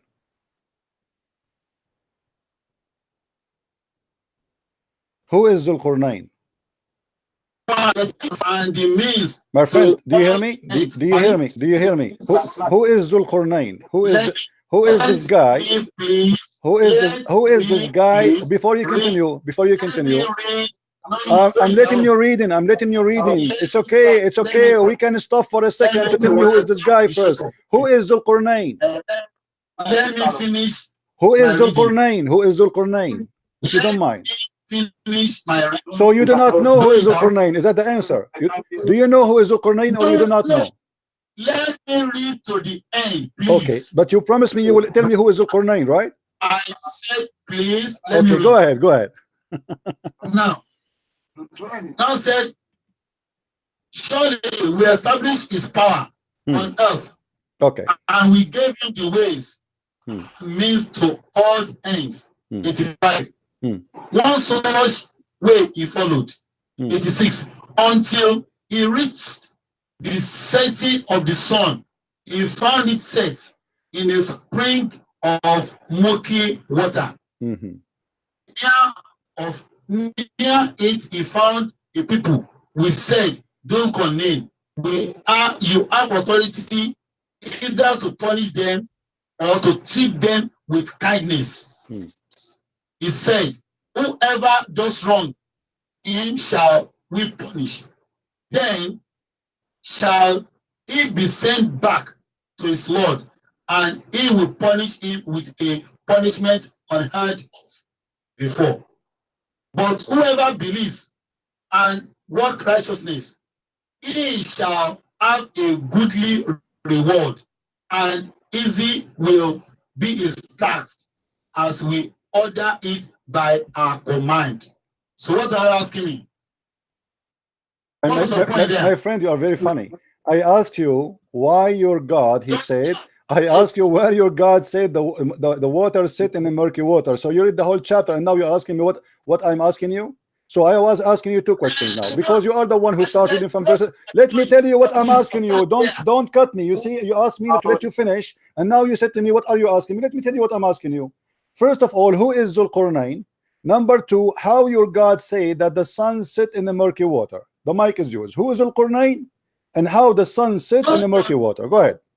Name is a messenger of God. Who is he? People. Who is he? To one day, yeah, a messenger of God. Who is he? Of Allah. Who is he? Where he was? What is his language? What is his location? What his name? Who is he? I don't know his location. Okay, do you know what Al-Qurnayn? Do you know what Al-Qurnayn mean? Do you know what Al-Qurnayn mean? Al-Qurnayn. Yeah, what Al-Qurnayn mean? Show me in the Quran the meaning. I'm asking you. You are the scholar. You call yourself Ustaz. So let us say I am a person from Nigeria. I'm a person from Nigeria, and you are the Ustaz. So if one of your students call you Mr. Ustaz, which means you claim to be a teacher, who is Zulqarnain and what Zulqarnain mean? What you will say to him?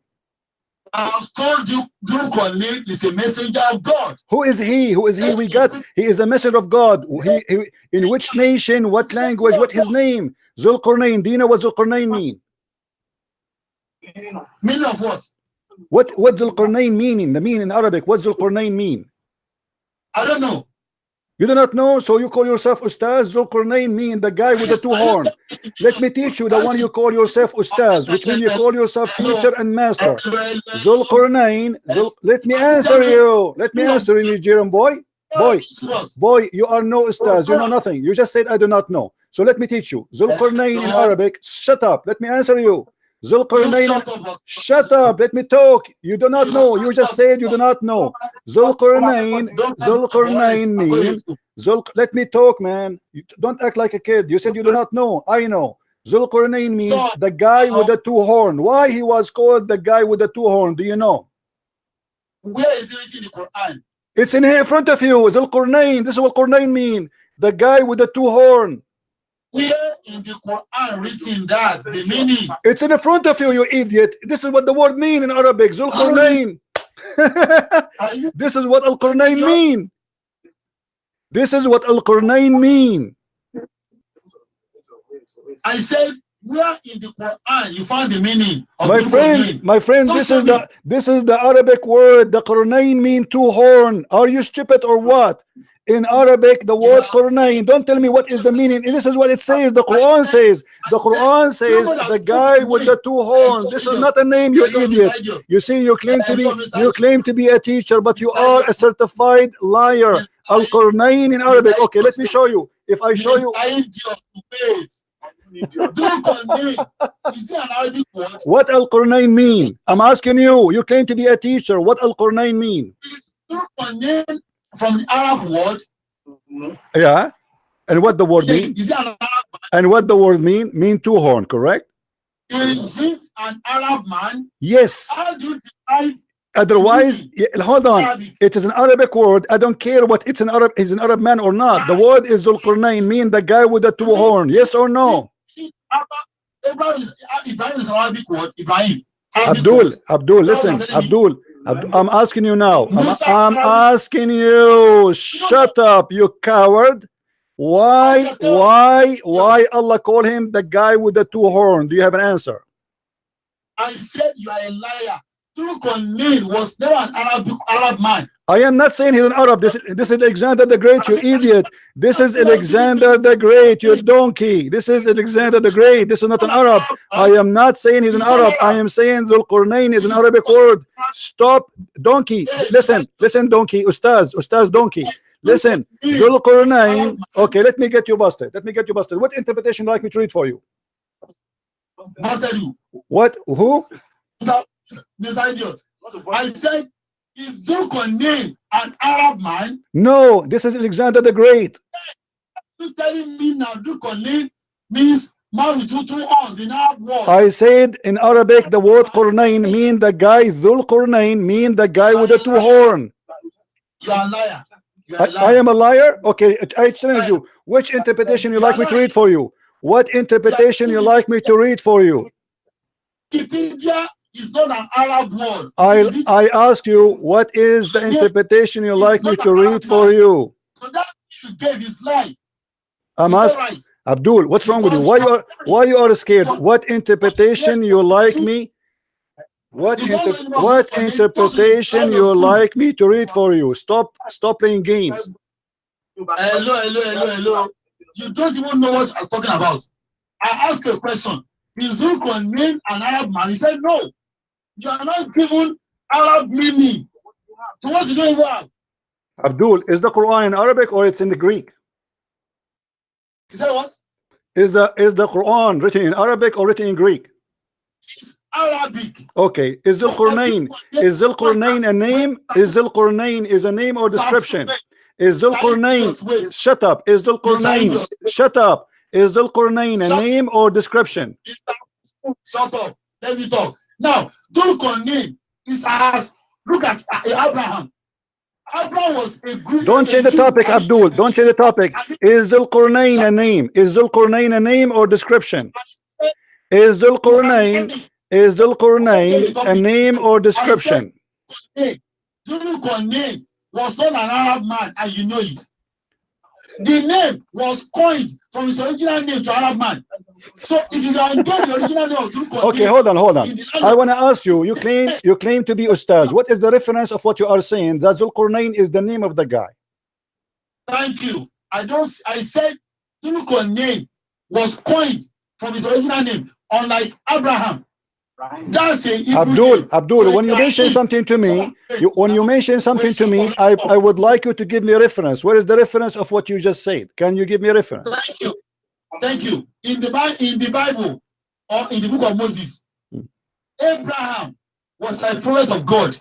So, meaning of Abraham we know to the Hebrews. Ibrahim is the coined one in Arab world. Abraham was never an Arab man. Abdul, are you stupid or what? Why you are changing the topic? What Abraham have to do with our Qur'an? Stop being a liar. Let me get you busted. Let me get you busted. This is Tafsir at-Tabari. Everybody will laugh at you. You call me, you're asking your destiny to be destroyed. Here we go. This is, shut up, you idiot. This is Tafsir at-Tabari. Zulqarnain is a guy who is a guy with a two horn. Shut up, potato. Coward. Read with me and laugh. Big mouth. Coward. Listen, coward. If you want to talk to me, you should let me talk. If you will not let me talk, we cannot talk.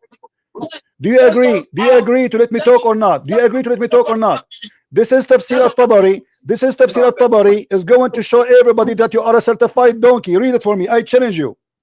I gave you the link. It's in your Skype. Open it and read it. You do not know Arabic, you are a liar. And this is at-Tabari saying that Zulqarnain was given that description because they beat him twice in his head. Read it. Read it, you coward. Why you don't read it? Okay, read it for us. Read at-Tabari. No, read at-Tabari for me. Do you know how to read Arabic? Do you know how to read Arabic? My phone. Do you know how to read Arabic? I am on Facebook Live.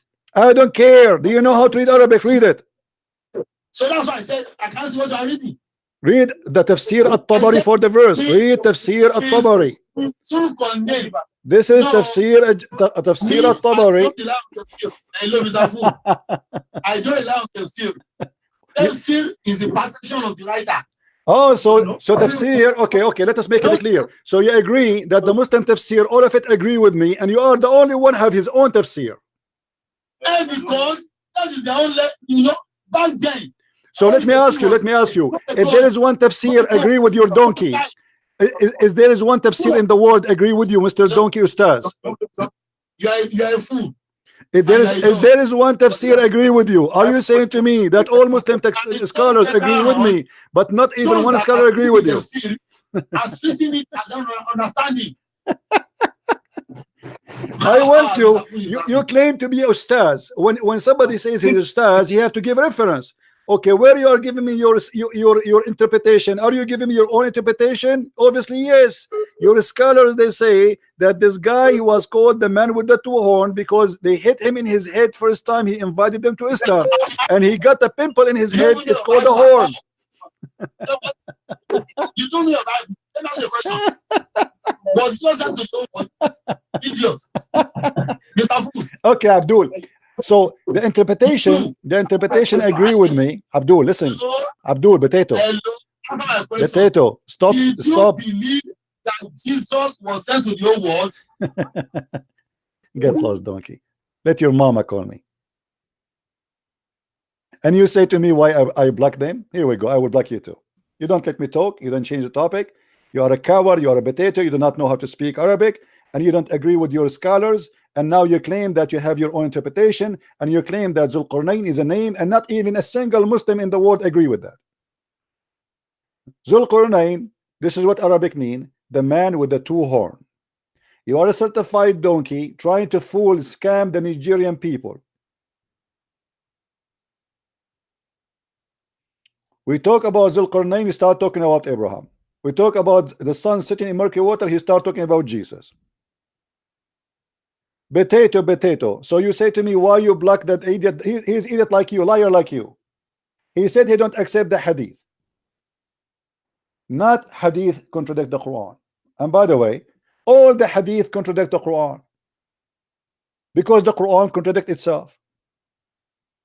However, if we show you a hadith not contradicting the Quran, you don't accept it. If we show you a hadith contradict the Quran, still you accept it. As an example, mut'ah. The Quran says you do mut'ah, the hadith says don't do mut'ah. You say to us you don't accept the hadith contradict the Quran. There is tons of rules are abrogated in Islam. It is in the hadith, not in the Quran, which means this is a contradiction for the Quran. Stupidity. Now, if we go back where he refused to read for us, and you see he asked me to read 10 verses before and 10 verses after, but he did not answer the question how Zulqarnain, the guy with the two horn, found the sun setting in murky water.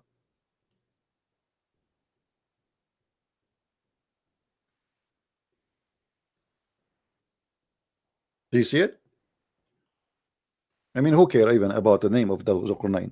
But I'm not going to talk to you because you shout a lot. I noticed that those Nigerian Muslims, they have big mouth, they say nothing, they are foolish. They will not let you talk, and they are like a talking machine, blah blah blah blah blah, and they say things which is against their cult. When I say something, I show reference, I put it in the screen, everybody read with me. I say Zulqarnain is a guy who got hit in his head first time, and he was killed, and he got the first horn, and then he came to invite his people again to Islam. They hit him again in his head, and he got the second horn. Zulqarnain, as a word in Arabic, mean the guy with the two horn. It's not a name, you idiot donkey.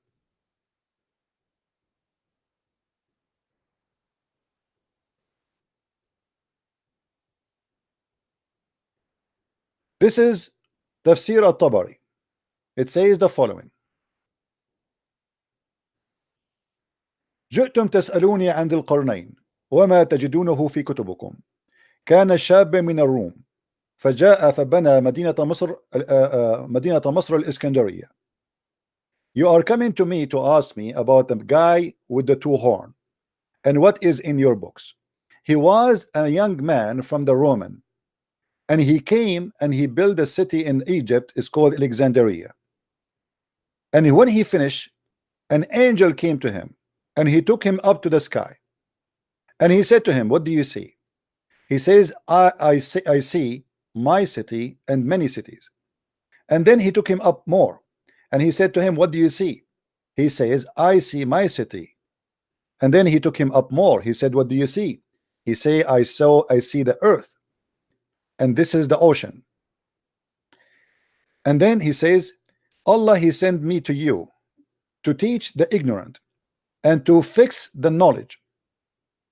And then he came with him until he found a dam between two mountains, and those mountains are lousy. They are like they fell in the top of each other. And he walked with him until he found Gog and Magog, and then he walked with him into other nation. And their faces is the faces of dogs. They are fighting the people of Gog and Magog. And then he took him more until he walked with him to other nation. They were fighting each other. and their faces are faces of dogs. And then he took him to other nations, etc., etc. So when we say something like this, we prove it. We don't make things up. You claim to be an ustaz. Ustaz mean master, teacher. Shame on you, self-claim. You do not know Arabic. You don't speak Arabic. You cannot read your own books, and you claim knowledge. We ask you a simple question: who is Al-Qur'an? You do not know.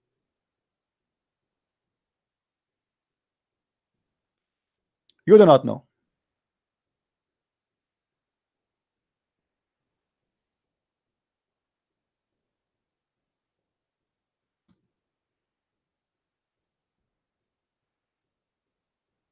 If I call this guy again, do you think, guys, he will give us the answer, or he will shout, scream non-stop? He will shout, scream. They will never answer, because he knew he have no knowledge.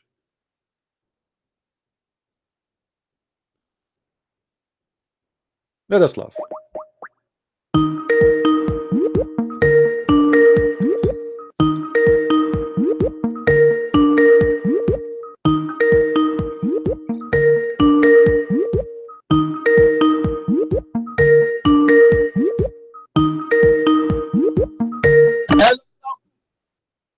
Did you hear the interpretation I was reading for you? Mr. Idiot, why do you block me? Did you read the interpretation I was reading for you, Abdul? I didn't even read anything. Why do you block me? Are you there? Are you there? Why do you block me? Why do you block me? No, you are not allowing me to read. I have to stop you so I can read for you. I was reading for you. So did you see my reading? I don't even see it. Okay, now I want you to read for me the interpretation I gave you, please. Which one? I gave it to you in Skype. Open the link and read it, please. I don't have it here.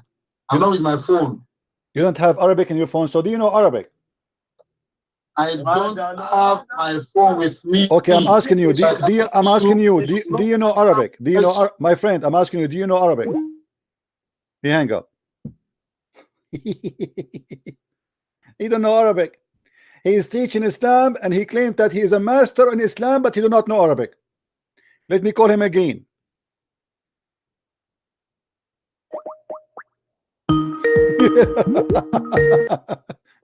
He's hanging up on me. The second I said to him, do you know Arabic? Insist to know Arabic. He hang up, because this is very embarrassing.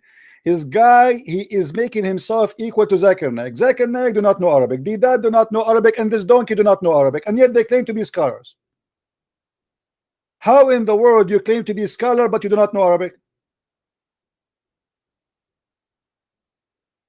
How you can read your books?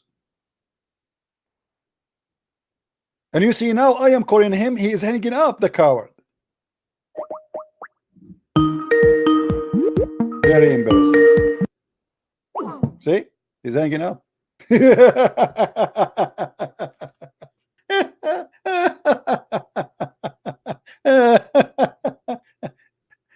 My name is Ustaz. Ustaz, as they say. What a potato. What a coward. What's Al-Qur'an mean? Is Al-Qur'an al-Arab?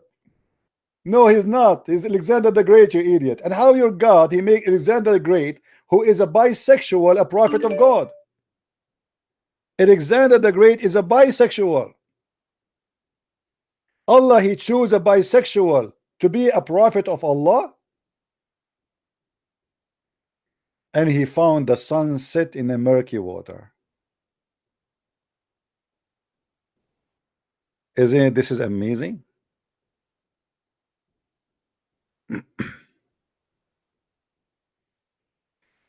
Let us see. We have some callers from Nigeria.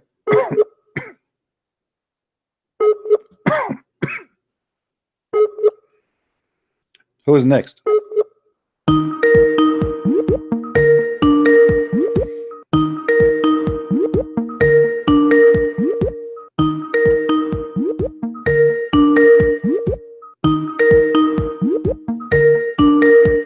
Okay, call me, Nigerian guy. You will see here in front of me, it says,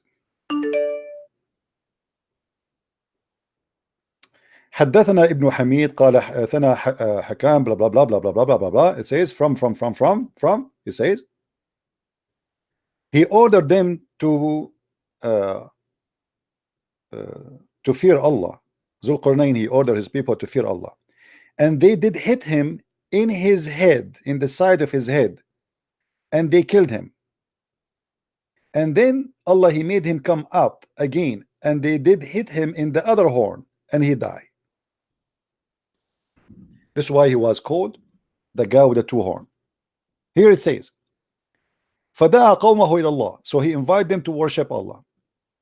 They hit him in his horn, and he died, and Allah brought him back again to life. And then he invited his people again to Allah, and they hit him again in his horn, and he died. And this is why he was called the guy with the two horns.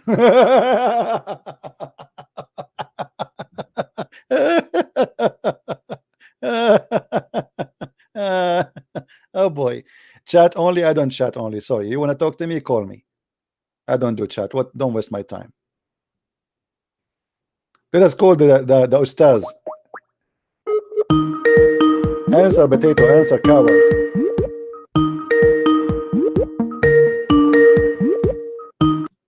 He will not answer. See, that's it. He called me back. He thought maybe he can, you know, gambling. The guy he called me before, we made him shish kebab, and now he tried to retain the honor which was dismissed all over the floor. So he said, maybe if I call him now, maybe I can more lucky. But he noticed right away that he have no luck. He is being stupid. This is how they make money from you. They claim to be people of knowledge, but they cannot read 2 sentences from their book.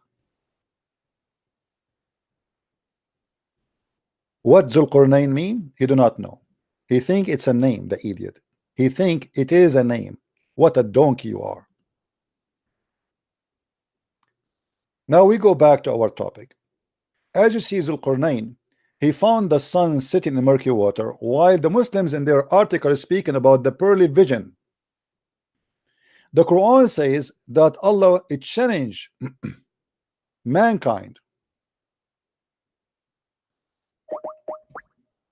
Give him a chance.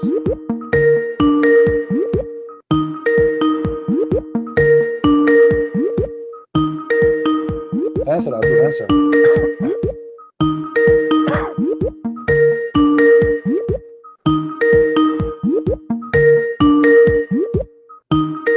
Answer, Allah will help you, come on.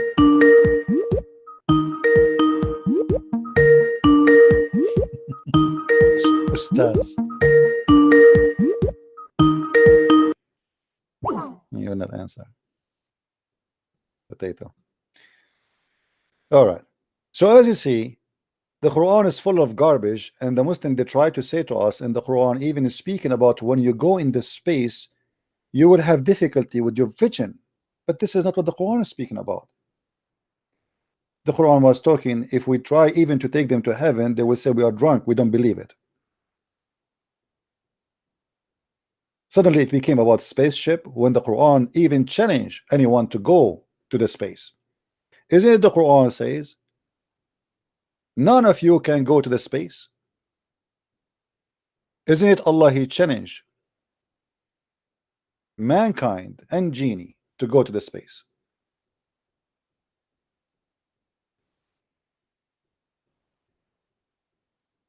Let us see.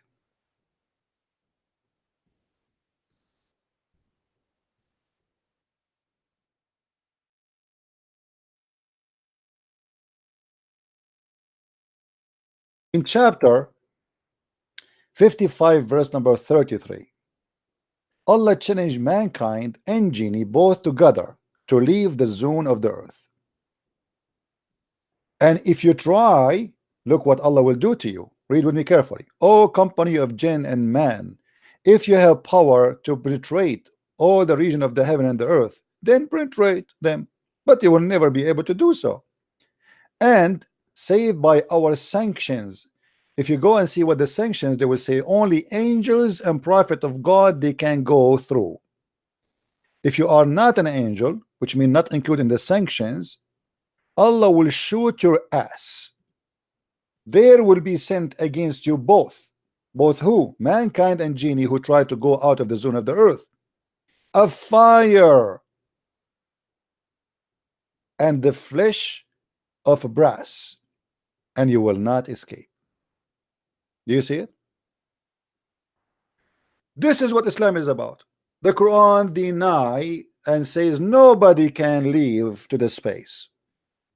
And if you try to leave the space, Allah will shoot you.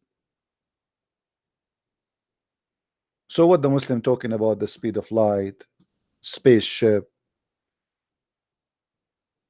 If you go in the space, you will have a difficulty with your vision. All this fabrication. When the Quran obviously is nothing but a fairy tale book.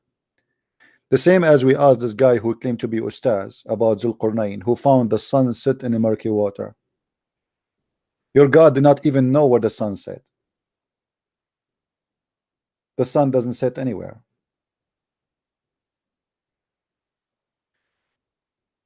When we asked this guy, he said we refuse hadith if it is contradict the Quran. Well, the Quran said the sun set in the murky water.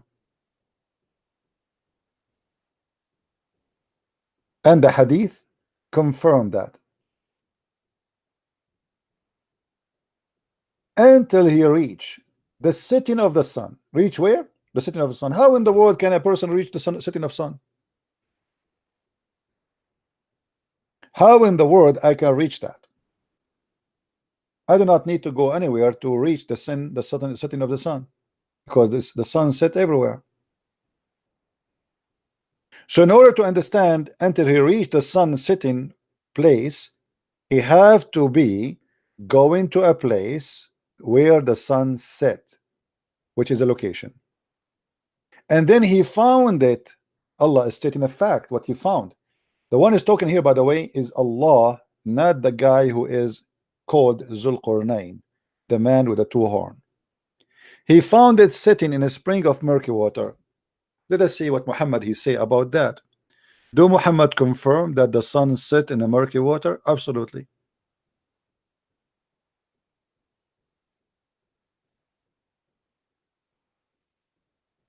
Read it. I was sitting behind Allah messenger, or messenger of Allah, who was riding on a donkey while the sun setting. He asked, do you know where this set, which means the sun? I replied, Allah and his apostle know better. So Muhammad have knowledge of Allah. He said it's set in a spring of warm water. And here they quote the Arabic word hamiya, which actually boiling water. Actually, this is why it's murky, because it's boiling. Is this hadith is weak? Absolutely not.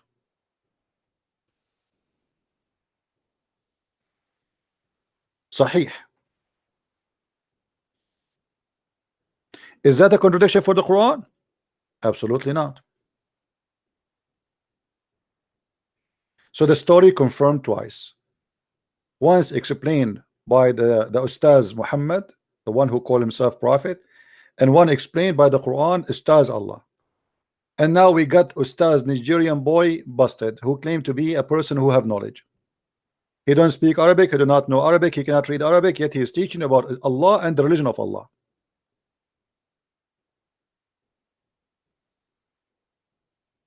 And look how many times I tried to call him, he will not answer. He went offline now to save his ass from more embarrassment.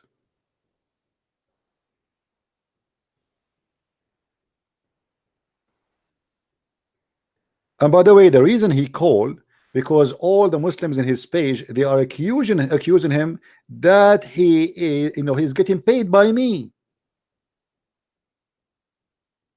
Muslim, they are saying that he is a fake person, he cannot be a Muslim. People, they are saying to me that this guy you brought is a fake scholar, he is not a Muslim.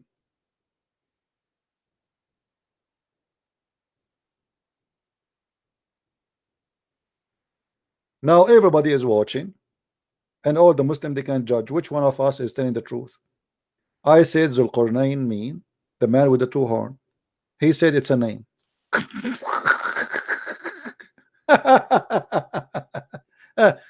His father, he called him the guy with the two horn. Hey, two horn boy, come here.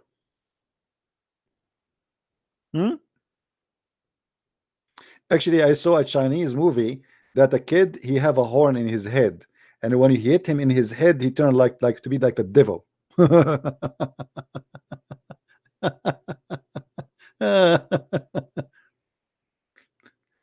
And look of them. The one before him, he claimed that he speak Arabic. When we gave him Arabic, he refused to read. He cannot see it no more. This guy, we ask him, do you know Arabic? He hang up. The second we start asking him, I insist, if he know Arabic, I want an answer, he hang up. Because if he say, I don't, this is very embarrassing. So do you see how they fabricate and they say miraculous Quran? Until now, did you see anything here miraculous? This is the most stupid book. Not only that, if you continue the story, you will see here he found where the sun rise to, not only where the sun set. Until so he changed the direction after that, and then he went until when he came to the rising of the sun, the rising place of the sun, and he found it rising on people who for whom had no provide no covering.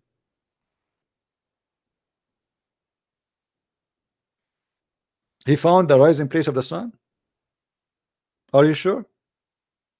Where is that location? Any Muslim tell me where is the rising place of the sun?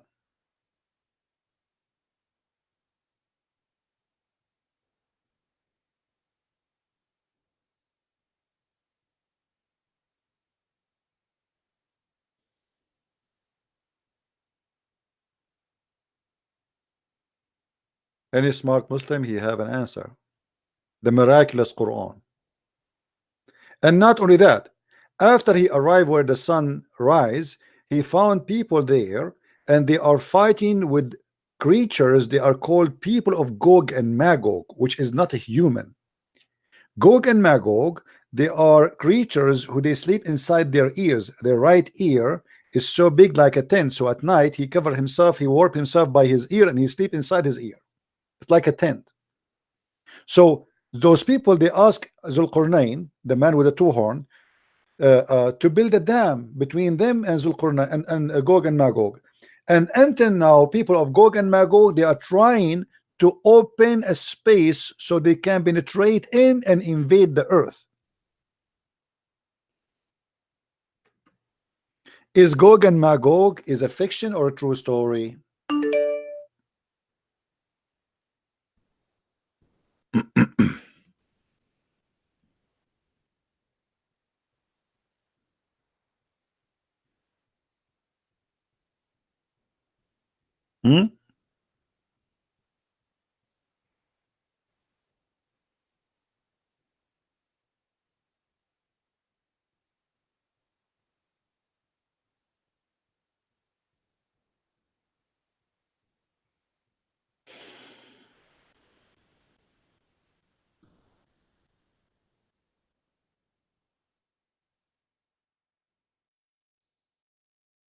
Any Muslim? If I show you the story of Gog and Magog from the mouth of Muhammad, you will die laughing. Let us search for some stories about Gog and Magog.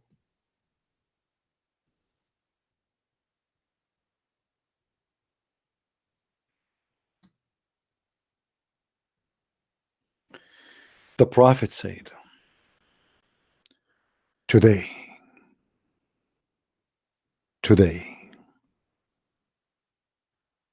the wall, the barrier of Gog and Magog has been opened so much. Oops, oops, oops, oops, oops, oops, oops, oops, oops.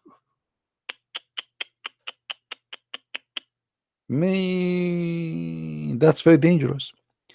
If Gog and Magog is able to open that wall, they will invade all the way to Mecca. They will control the whole earth.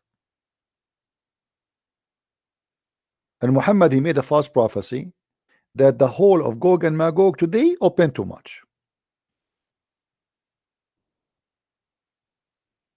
And by the way, it's not even a wall. It's a dam built by iron.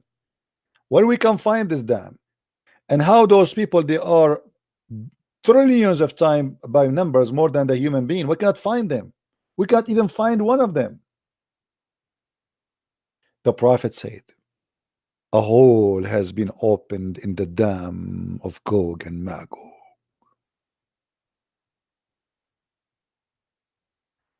And he made the number 90 with his fingers. Oof. Which is like a small size. This is a big hole. That's dangerous. You see it?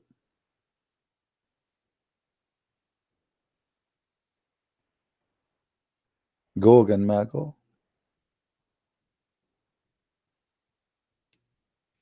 Muhammad here is making a prophecy. He said, today an opening of the size of this size, and he made small in his finger size, been made in the barrier restraining Ya'juj wa Ma'juj, or Ya'juj wa Ma'juj. And the PBUH made a circle with his thumb, the index finger. I said, oh Allah Messenger, shall we perish while still there will be righteous people among us? The Prophet said, yes, when wickedness prevail. You are the master of wickedness.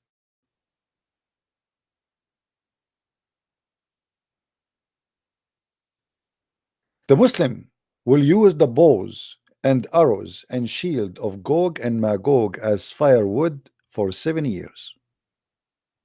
Muslims, did you use it? Gog and Magog, they are using arrows and shield. Did you really use it? False prophecy.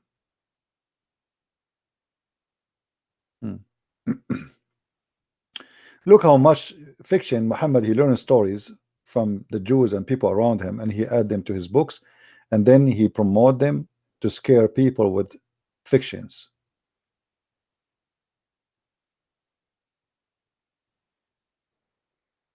And actually Gog and Magog is one of the signs of Judgment Day, as you see.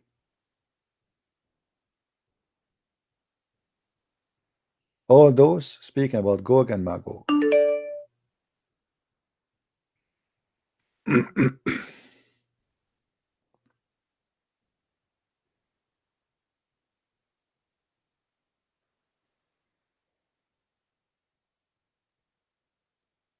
Any Abdul?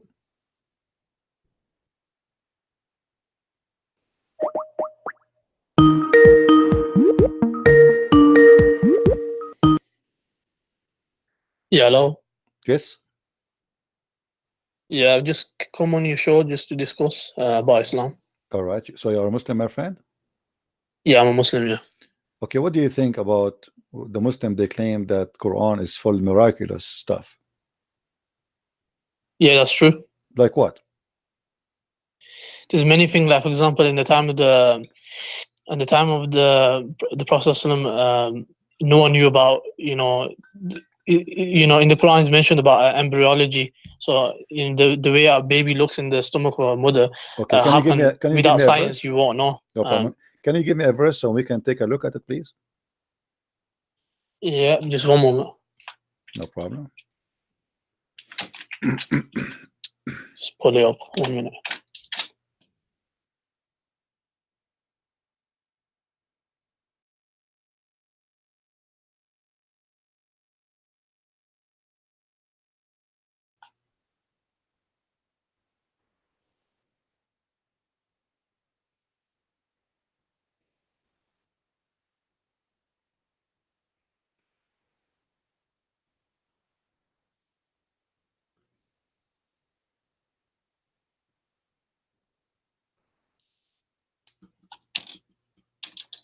Do you want me to help you? I can help you. Go to chapter 23, verse number 14. Yeah. Okay, so this is the one you are looking for, right? Yeah, that's the one, yeah. Okay, so read it for us, please. What it says. Which one? Chapter 23, verse 14. You said this is the one you're looking for. Yeah, so he says that ثم خلقنا النطفة, so he created the sperm drop, and then the sperm drop was yeah, so he made a sperm into a clot of congealed blood. Then of that clot we made a lump. Then we made out of that lump bones and clothed the bone and with flesh. Then we developed out of it another creature. So blessed be Allah, the best to create, to best to create. So this is the science now. This is science for you. Yeah, that's definitely science. How? The way Allah described it of the, what do you call it, the lump in the mother's belly. The way it was exactly perfect as a leech. So according to you, science agreeing that sperm became a blood.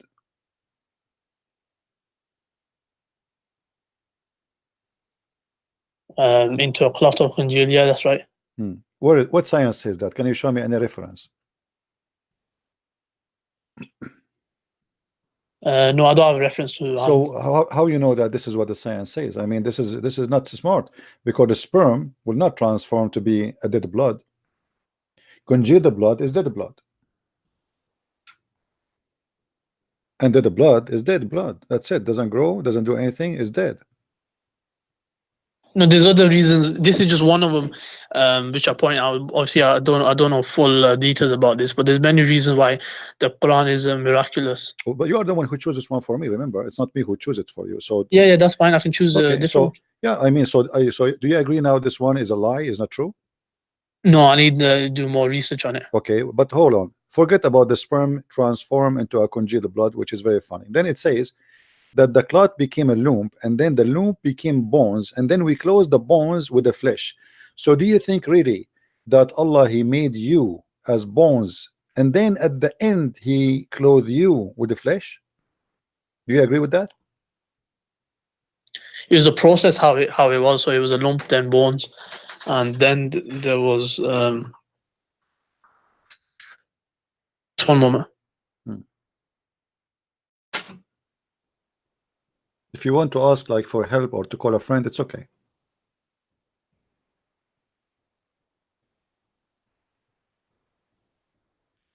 Yeah, could you say that again? I'll just got a bit busy. So according to the verse, I don't know if you can see my screen.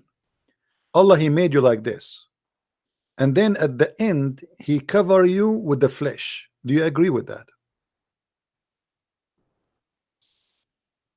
Yeah, I agree with that. Yeah.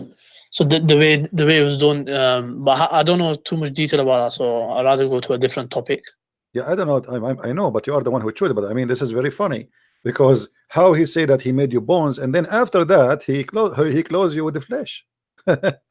What is the heart? Where is the? So now we are just bones. So you Muslims, you copy paste. They told you that the embryology in the Quran, is amazing, etc. It's just the most silly, stupid thing ever. Okay, I will give you a chance to change the topic. Give me something else. Forget about this one. So this one looked like it is Allah was wrong, and Allah cannot be God. Now, give me something else. The preservation of the Quran.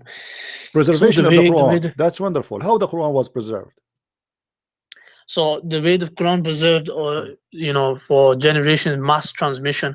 So the Quran came down in mass transmission, and normally you would expect mass transmission to there should be an error in it, but because it came from Allah, there's no error in the Quran. We only have one book. We just showed you an error. What are you talking about? Didn't we just show you in the same verse? There's at least five. That's according to your. Yeah, that's no, according to your according opinion. to me. You are the one who said to me miraculous and science, and we go there. This is error. Same time, the Quran was collected by Muslims, correct? Pardon? The Quran was collected by Muslims. Is that correct? So yeah, it was collected by the Sahaba, the companions. Okay, what is the Quran of the Sahaba? The Usmanis. What is the Quran? What is the Quran of Uthman? Do you have it? It's verbally. What do you call it? It was memorized. So how you say we collected, but it's verbally memorized? What kind of collection? This collection? Why you don't have a book?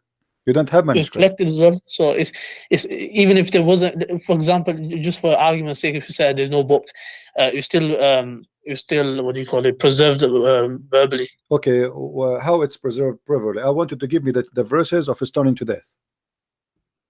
Pardon? I want you to give me a verse, the one which Muhammad he received from Allah to stone women to death for adultery. Do you have it?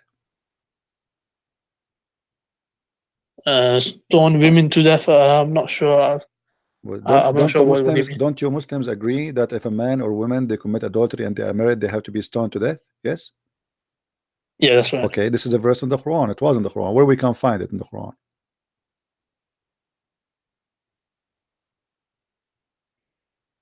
I'm No not way. sure what you're referring to. Are you talking about the hadith, where it comes in the hadith? No, this is a verse. This is a verse in the Quran. Quran used to have verses of stoning to death. Verses about a breastfeed for adult. Many verses are gone in the Quran. We cannot find them. And as you see, They must have been abrogated. The certain verses they've my been friend, abrogated. how you abrogate the verse by deleting the verse from the Quran? You told me you reserve it because there's verses in the Quran, they are abrogated, but they are in the Quran still. Why you are and by the way, it's not abrogated because stoning to death is a practice of Muslims today. It's not abrogated. So what do you mean? No, there's certain verses in the Quran, what do you call it? They were the certain verses they abrogated, the certain verses Allah can take out anytime. That this was not this is a period when the revelation was coming. It's not that we can do it now. This was a period when Allah was Okay, let me ask you, sending the revelation. did Uthman burn other Quran when he collect the Quran, as you claim? Yep. Okay, how the Muslim preserve the Quran but they burn the Quran?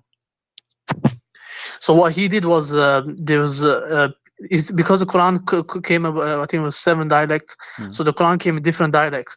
So people were getting confused. So what he did, he compiled all the dialects into one book. So it makes it easy for people. Okay. So you are saying to me, Allah he caused people confusion by sending 7 dialects, and it was a mistake, and Uthman he corrected Allah. No, it wasn't a mistake. So why they are confused then? Because they were getting confused, because some people were, because the new Muslims that are coming into Islam, they weren't learning enough. So now this is a process. with the new Quran, of Uthman, when you say he put the 7 dialect together, what does that mean? I mean, what does that mean? He wrote the same verse 7 times? No. Nah. So what does that mean? So the way you wrote the verse, you could read it in different ways. So the Zabar Zair Pesh, you could read it in different ways. Okay, let me ask you, what is the first chapter Muhammad he received as a prophet? The first verse or chapter? The chapter or verse is the same. The verse was Surah what do you call it now? Surah Alaq. Okay, is that now the first verse in the Quran? Yeah, that was the first verse. Okay, but now is it in the first verse in the Quran? The order, the Prophet told the companion to order it in a different way. Can you show me the reference that he ordered them to do so? Let me just check.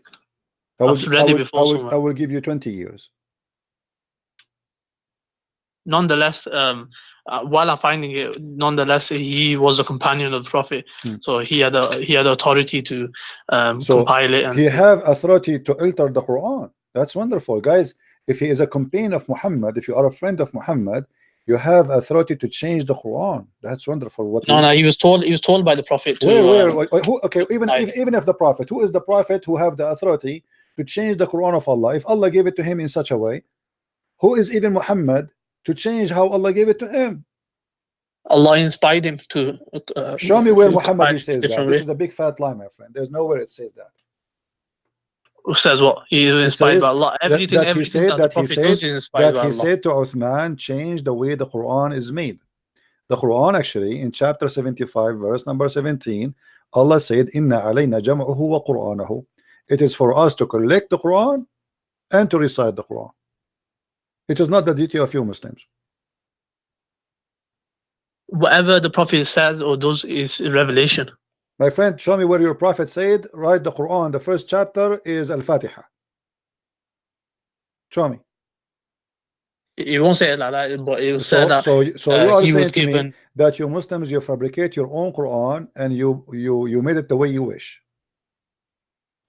No, the order of the Quran has been told by the Prophet to do Show it, and me. the Prophet was inspired by I Allah. challenge you to show me where he said that. Okay, 1 minute. Okay. Give me a 10 couple of hours. minutes. 10 hours. Give you until next year.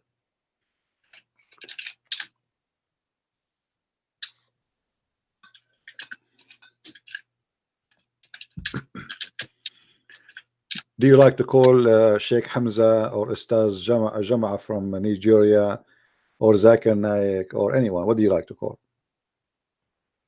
Call Zakir Naik if you want. Zakir Naik, you have an answer for everything. Mhm.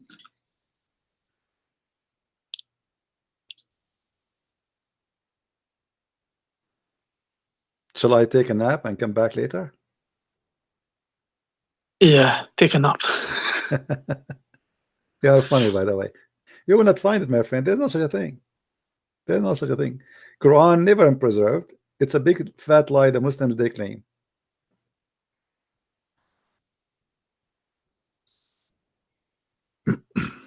No, it's definitely preserved. Just need to find it, and maybe I can send in the comment section. Maybe if you want. Show me. You can send me if you have something. Even I will put it in the screen if you have.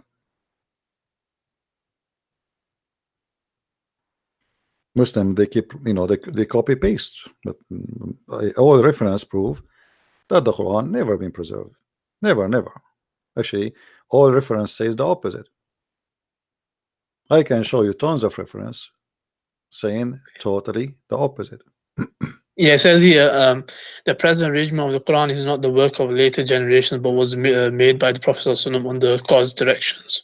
Where? Whenever a chapter was revealed, the Prophet ﷺ summoned his scribes, to whom he carefully dictated his content and instructing them where to place the revelation. So what he did was, when the revelation came, he told them where to put it. Okay, so you have the Quran of Muhammad or Quran of Uthman?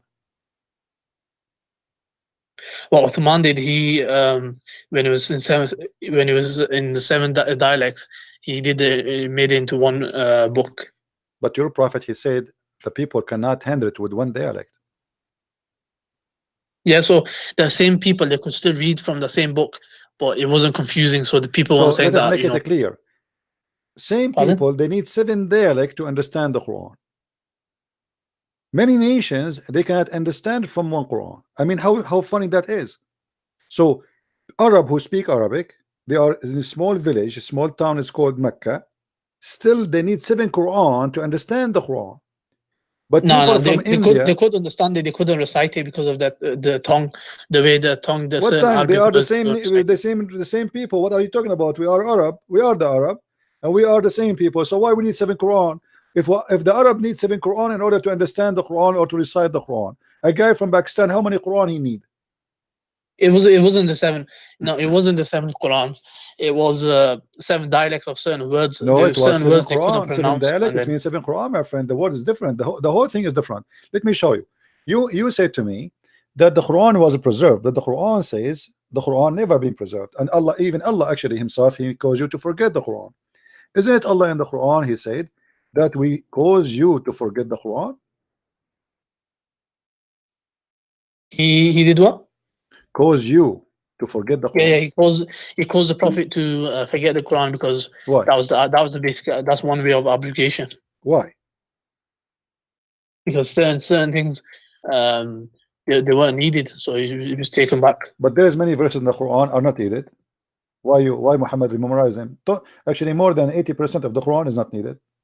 Read me carefully. It says, none of our revelation we abrogate or cause to be forgotten, but we substitute something better or similar. What is the wisdom of that? Well, what do you mean? This is the way Allah wanted to do it? What do you mean? It says here that he will cause you to forget to make something similar. So what the point? So let us make it simple. I will say now, I will make you eat shish kebab. Now I will make you forget what I just said to you, and I will say again, I will make you eat shish kebab. So why I made you forget the first sentence if it's the same as the second sentence? No, so what was he Allah revealed a revelation for that moment, and then he abrogated it and he replaced it with something better or something similar. So you are saying to me, okay, did you say, aren't you the one who said something better or similar? Did you say better or similar? Yeah, that's okay. what I said. How the Quran can be better than the Quran? It was a ruling. It's talking about the revelation, the ruling, whatever it is, the ruling it was. So you are saying to me that Allah, he is fixing some mistakes he did, so he is going to give us something better. So he gave us a rule, and then he noticed that those rules are stupid, so he decided to make it better. No, that's not true. So what better mean? What happened was, so what he did was he revealed the revelation, and then the revelation fitted for that moment only. So then he for example, one of the rulings, like for example, alcohol. So one of the rulings that you don't come to the salah with alcohol. So it was slowly by slowly. But the ruling of alcohol, he did not cause you to forget them. Here we go. Both of them, they are in the Quran. Yeah, but they were the verse itself was abrogated afterwards. My friend, doesn't matter. That's not what I'm saying to you. Here is talking about to be forgotten. What the point of making you forget something if you will make something similar or better? How is that can be? Why? He will cause you to forget. Why he want to cause you to forget? No, what I'm saying is that it is a ruling. It's a ruling for that time and period. That's not the question. Here we go. The Quran, as an example, there's verses that praise the alcohol, saying it's a miracle of Allah, and there's verses saying that don't pray when you are drunk, and there's verses saying don't drink at all. Correct? Yeah. Okay. See, three of them in the Quran. Allah did not make us forget them. Allah did not delete them, but they are abrogated. One abrogating the other one, no problem. But here he's saying any verses we caused you to be forgotten. What is the purpose to make you forget the word of Allah if Allah he promised you to preserve the word of Allah? Doesn't matter if it's going to be valid or not anymore. There's more than 80% of the Quran is not valid no more. So why he want to make us forget the Quran, the verses? You have to point to an example where this the way you're saying it took place. I'm saying it was a situation where he revealed it and it was no longer applicable. So then Allah could take it back. I just showed you example. There's verses until now in the Quran and they are not to be practiced. As an example, yeah, but to be peaceful. If Allah chooses to do this, either way, He could do it whatever way. So the Quran, no, the Quran saying that Allah He made you forget the Quran, which means the Quran no way is preserved, because according to Islam itself, according to Quran, Allah Himself caused the Quran not to be preserved by making you forgetting the Quran. So now, according to this verse, there's many verses was in the Quran. Now you cannot remember it. Correct? No, they weren't supposed to be the final revelation. So whatever Allah made forget, that it wasn't meant to be for the final revelation. So the final. It doesn't matter. It doesn't matter, my friend. There is verses Allah caused you to forget. Is that true or not? Either you say yes or you say no. No, He didn't cause me. He didn't cause me to forget. Who caused who then? He caused the Prophet to forget. So, and you get your Quran from who? Yeah, the Prophet. Okay, so the Quran forget it too. So now we have Quran which is missing, and Allah Himself He do not know, or let us say He caused you to forget them. Now let us see if the Quran is preserved. Do you know the story about the goat eating the Quran? No, what? The goat eat the Quran. Then the hadith that the goat that ate the Quran piece, that doesn't take anything away from Islam. Okay, so where is the verse of stoning to death? Here we go. The goat ate it, and now we cannot find the verse. Yeah, that doesn't take anything away from Islam. Allah allowed that. You Muslim, you say to us the Quran preserved, and there is verses of stoning to death and the breastfeed for adult 10 times. We cannot find them in the Quran. They were meant to be in the Quran. It's simple as that. Not meant to be in the Quran by who? By Mrs. Goat. Mrs. Goat decide that I'm going to eat them, so they will not be in the Quran no more. Otherwise, show me the verses. Show me where your prophet said don't write the verse of stoning to death in the Quran. Show me where your God saying don't write the verses of a breastfeeding for adult 10 times in the Quran. Allah's all knowledgeable and He's all wise. So if He allowed that to happen, so maybe Allah is the one who sent the goat to eat the Quran, so those verses will disappear. What do you think? It was meant to happen that way, so that's how it happened. Okay, it's not like so we can say Allah so we sent can him, say like in a. the goat was a messenger of Allah, and the goat ate the Quran as an order of Allah. No, there's no proof for that. So Well, that's just okay. you're Isn't making stuff everything in up. Islam is based by the will of Allah?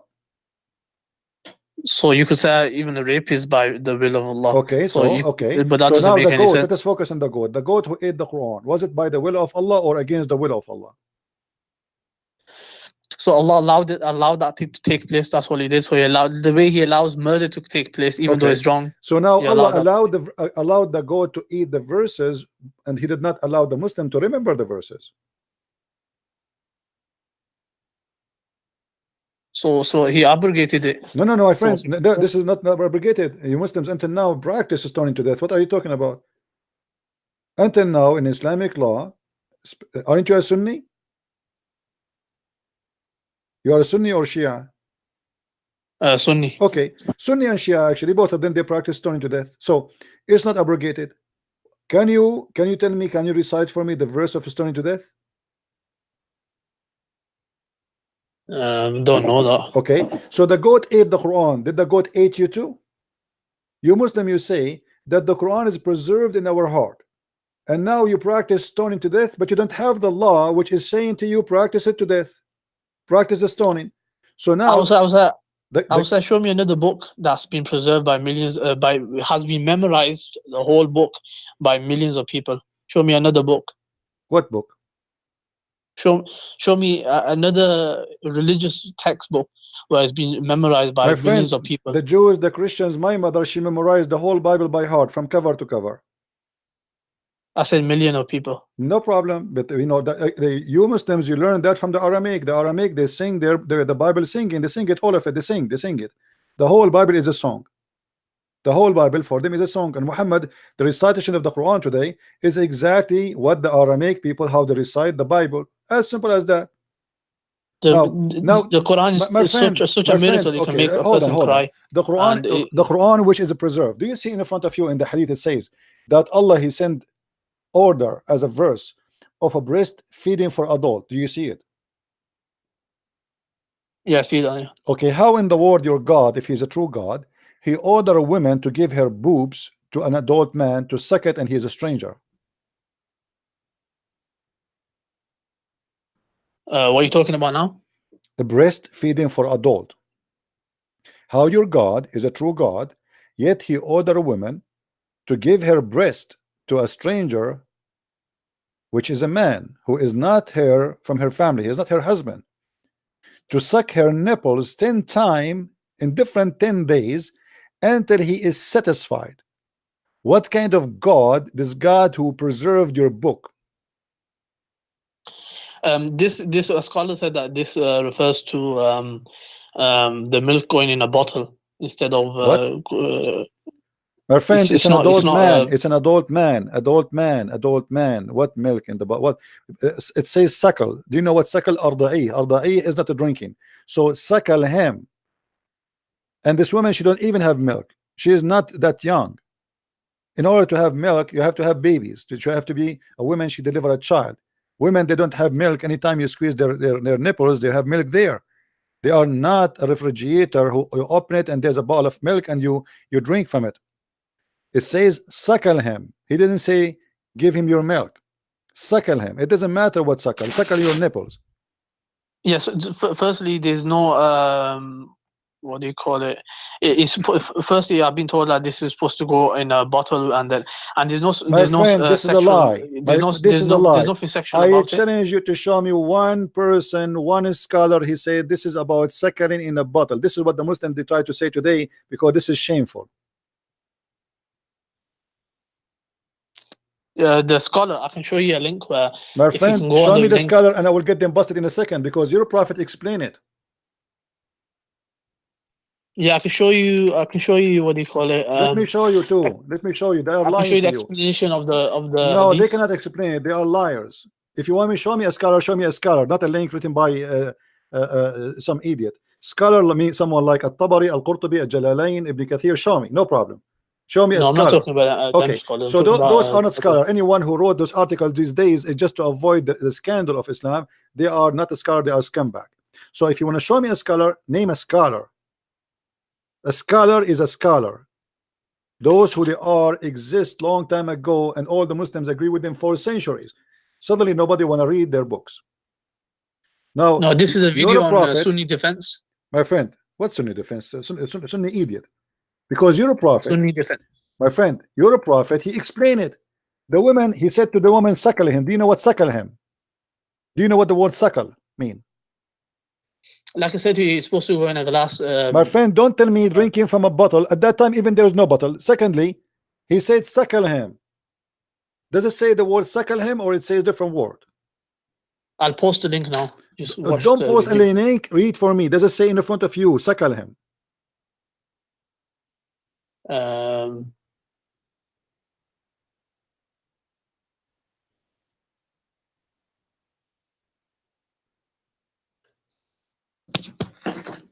Yeah, so it says suckle, yeah. Okay, suckle is not drinking from the bowl.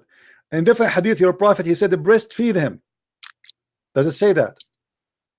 Says what? Breastfeed him.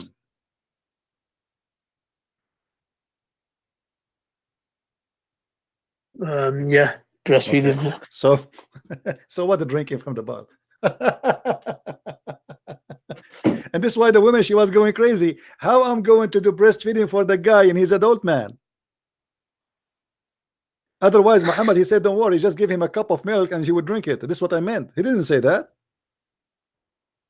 She said, how I'm going, No, from how I'm going to the one breastfeed interpretation him, and he is a grown man.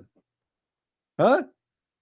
One interpretation goes in a cup. Secondly, it's not sexual, because after this takes place, that person becomes a relative, so that person can never get married or You have can intercourse search or in the anything like that. internet. No, this is a big fat lie. There's no way, there's no Muslim scholar in the world agree that if a person suckle, an adult suckle, he will become forbidden. The forbidden in Islam but after suckling is only for an infant, not for an adult. This guy is an adult. So they are lying to you again, my friend. Yeah, anyhow. Okay, so now we notice that the Quran, which you claim is a preserved, is not a preserved. Did Aisha, she said that the chapter of Al-Ahzab used to be equal to the chapter of Al-Baqarah? What was that? Say it again. Did Aisha say that the chapter of Al-Ahzab used to be equal to the chapter of Al-Baqarah? I haven't read that before. I haven't read that before. Okay, I can show you a reference. Let me show you some reference. And what's the point of that? What was the point you're making? Well, the point is very simple. If the chapter of Al-Ahzab used to be equal to the chapter of Al-Baqarah, that means there's more than 200 verses are gone in one chapter alone. So when Aisha, she says such a thing, and you say to me that the Quran is preserved, that's a very serious statement. Where is that? No, that could mean anything. That could mean, if you look in context, you could say that could mean it's been abrogated by Allah. My friend, this is what Aisha, she said. It was in the size of etc. What abrogated? This is what they have. This is what they have. If you let me show you. Do you know Arabic? No, I know some words. Okay, no problem. Read with me carefully. I will give you the link. You can translate in Google. All right. It says,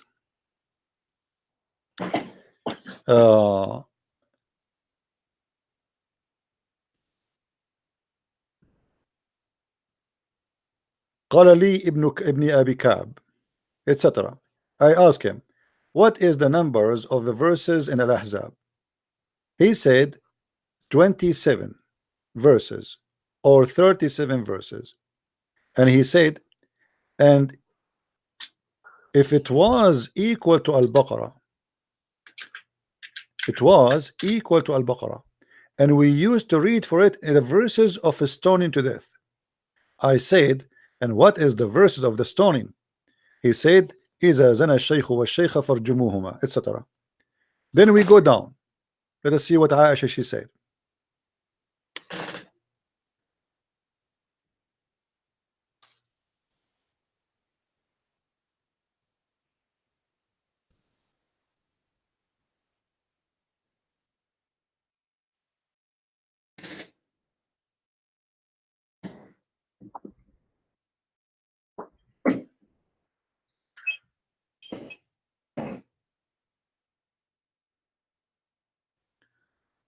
Let us see. Here we go. عن عائشة قالت. عائشة she said كانت سورة الأحزاب تقرأ في زمن النبي صلى الله عليه وسلم 200 آية، فلما كتب عثمان المصاحف لم يقدر منها إلا على ما هو الآن. The Ahzab was in the time of the Prophet, which means until he died, 200 verses. When Uthman he collected his own Quran, he could not collect more than what he have today. What do you say about that? What's the reference? Here we go. This is the reference. الإتقان في علوم القرآن by the Imam Jalaluddin Abdul Rahman Abu Bakr al-Suyuti, variant number 1, page number 662. Yeah, I don't know if that's reliable. I can give you at least 400 to 500 reference from Islamic books about the corruption of the Quran. That's totally incorrect. You won't be able to. I will not be able to? From Hadith, from Sahih Hadith.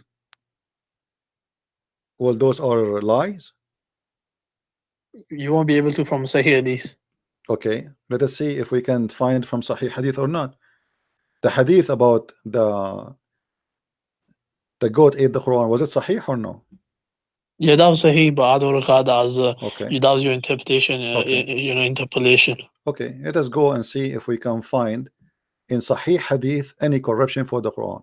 Now, if I show you from Sahih Hadith corruption of the Quran, what you will do? There won't be any corruption. Okay, if I find you, let us make a challenge between me and you. If I find you from Sahih Hadith corruption of the Quran, what you would do, my friend? It's impossible.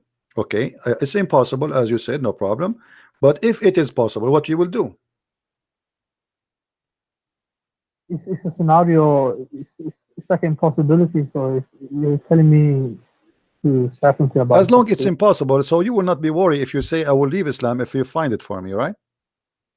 Yeah, but I will never leave Islam, so because I'm certain about my faith. What do you mean? You just said it's impossible, so why you are worried? What's that? You said it is impossible to find corruption in the Sahih Hadith. Yeah, you won't be able to find corruption. In your opinion, it will be corruption, but what I'm saying, in my opinion, it won't be a corruption. It'll be abrogation or something like that. Okay. So it doesn't matter even if I show you tons of reference from Sahih Hadith, you will not leave Islam, right? Yeah, I will never leave Islam because your interpretation will be totally different. You show it and then you'll say it means this, means this, means this, but it obviously won't be. It won't mean that. Okay. Let us see. You see my screen? Yeah, I can see it. Okay. Do you see here Omar saying, I swear by Allah, had it not been so that the people might say, Omar made an addition to Allah book, I would have written it there. He was going to write there what?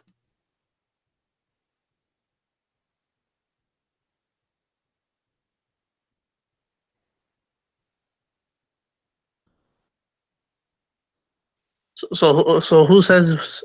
Omar is talking.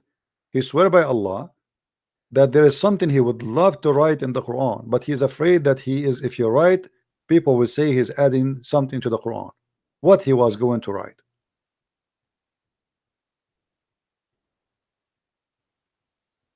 You just read from the start. I want to see what's the context.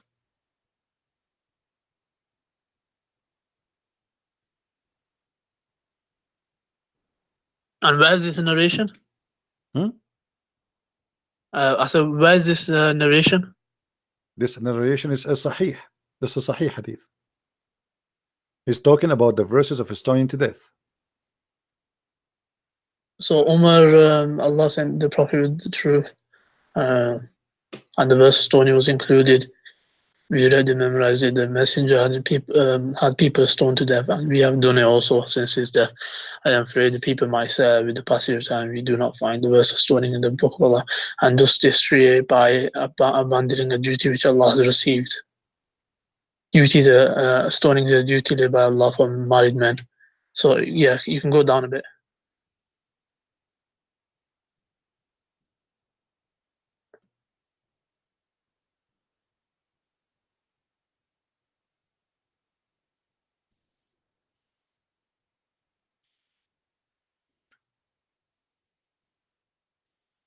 We had to memorize the.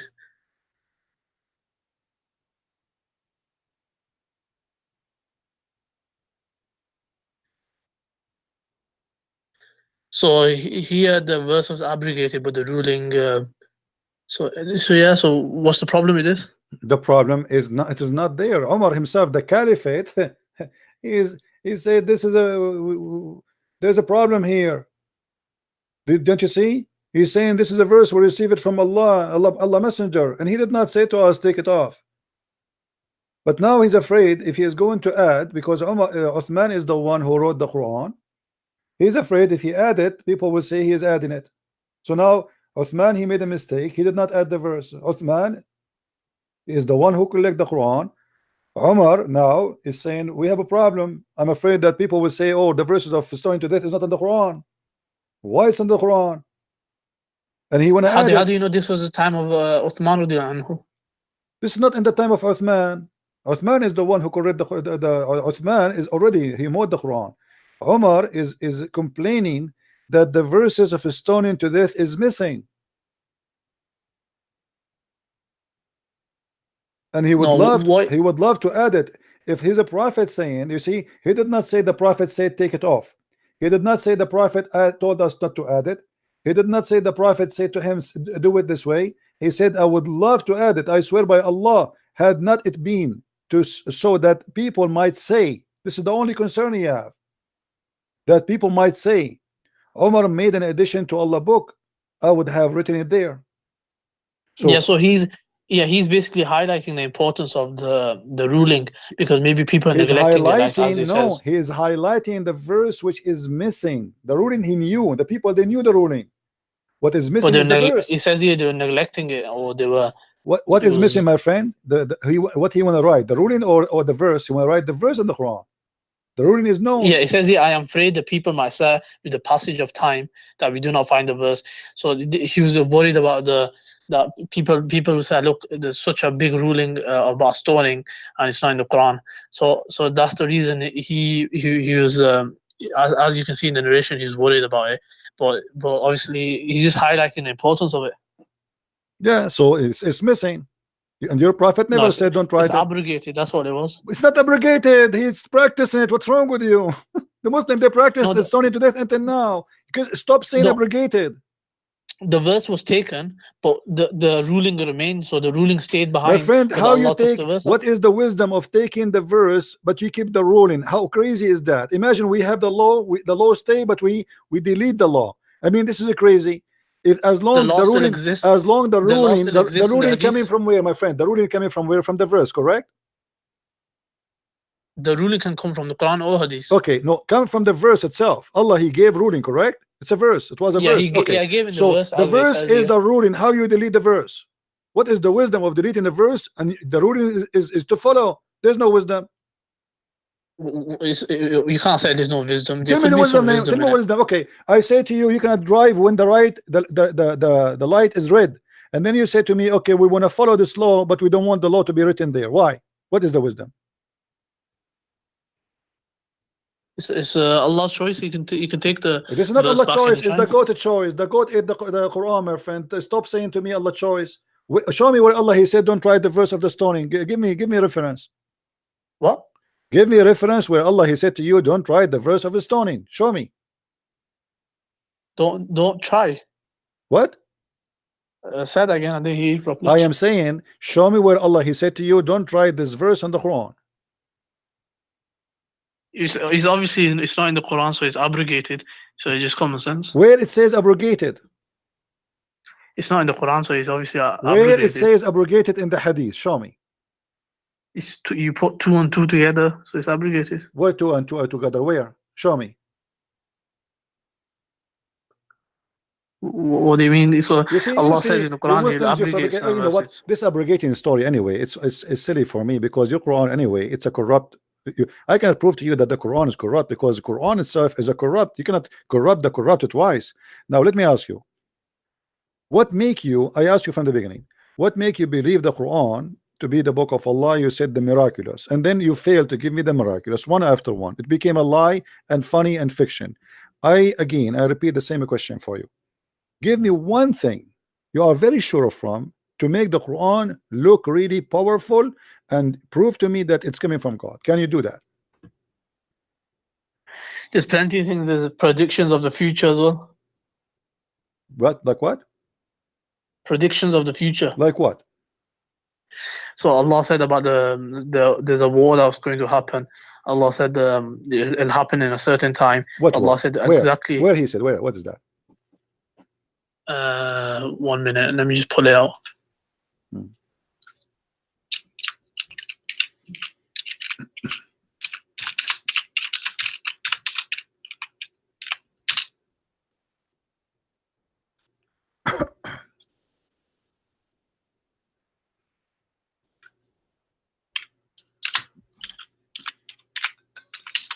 So it's regarding Romans beating, I think, the Persians or something. Find it so we can laugh together. Let me get some water. Go ahead. Take your time.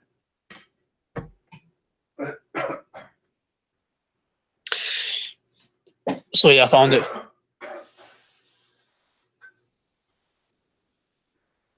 Yeah, I found it. Yeah. So the verse is in 30, Surah 30, 1 to verse 1 till 6. So this is a prediction of the future that Allah has made, and no human could know this. Only Allah could know this. Sorry, I was away. What you said?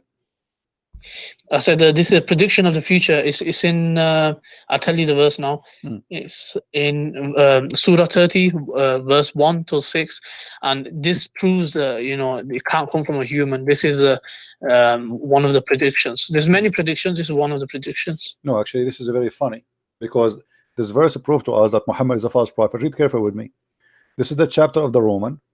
Okay, it says Alif Lam Mim, and if you ask what Alif Lam Mim, you do not know. The Roman are vanquished in the near land, and they, after being vanquished, shall overcome within a few years. In Arabic, it says Bid'u Sinin, which means between 3 to 9. But the Roman, they've been destroyed, as let us say, they lost the war in 614. The Persian, they took over Jerusalem, and the war with the Roman took very, very long before they got their land back, and they have vanquished, or let's say they became victorious against the Persian. So if we calculate the numbers of where the Roman, they lost the first war, the Roman, they are fighting the Persian for more than 300 years. So always they lose, they win, they lose, they win. It's a war. The Quran here predict that the Roman will be victorious again, and he used in Arabic the word Bid'u Sinin. And he said something funny, that the believer will be happy, which means at this moment Muhammad, he was considering himself as a Christian, because he believed that the Roman are believers and they will be rejoicing. But when Muhammad, he says in few years, he explained that he is a false prophet, because the Roman did not win in 9 years period. It took them a lot long.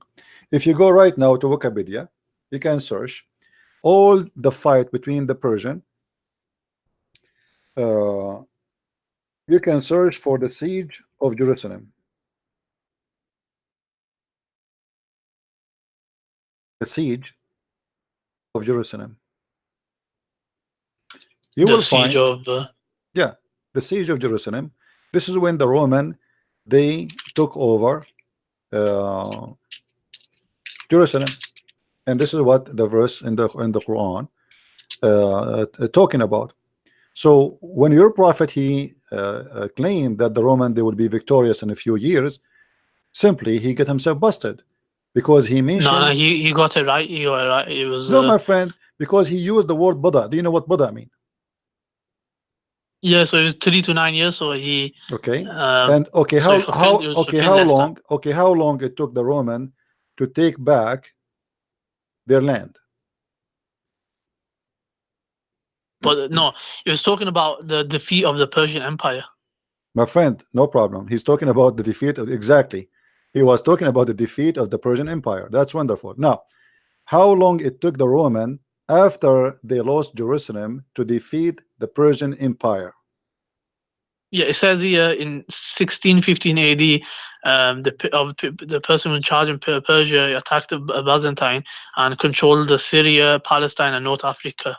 And he ransacked Jerusalem, set fire to the Holy Sepulchre, and destroyed numerous cities. When the Roman, they were able to take back their city and the victorious final battle with the Persian. Yeah, this was 615 AD. 1615 is the last fight between the Roman and the Persian.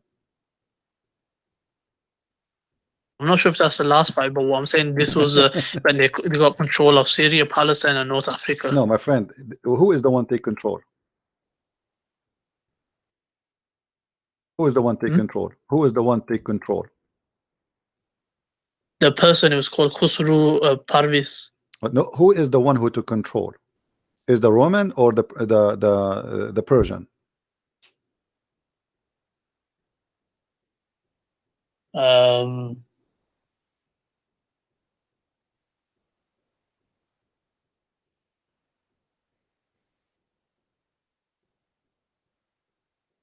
So the Romans.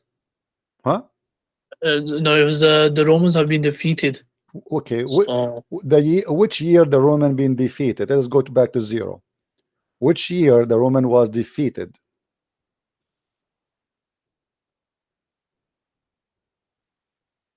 it was 624 AD. By who?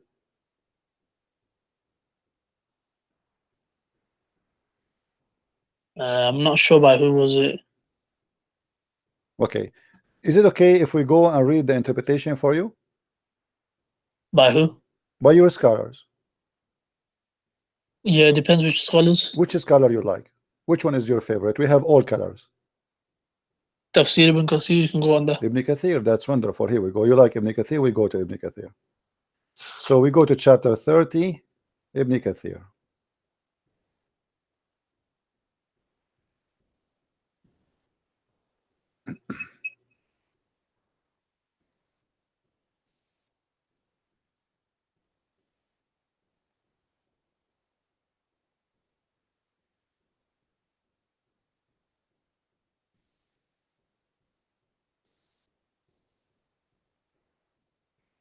Do you see my screen? Yeah. Okay.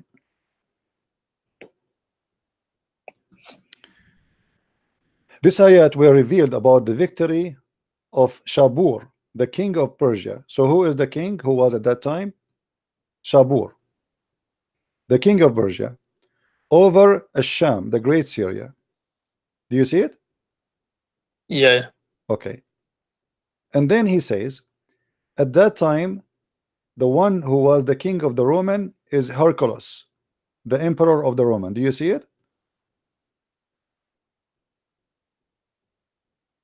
Yeah. Okay. So now if we go and we find when this person was fighting with the Persian, that will make it simple for you.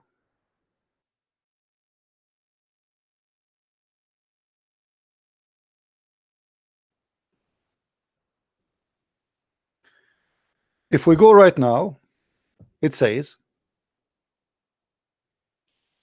that this king, during his time, the war, it was between the 602 and 628. Do you see it? Yeah. Okay. Which year those people they took the land of or let's say Jerusalem?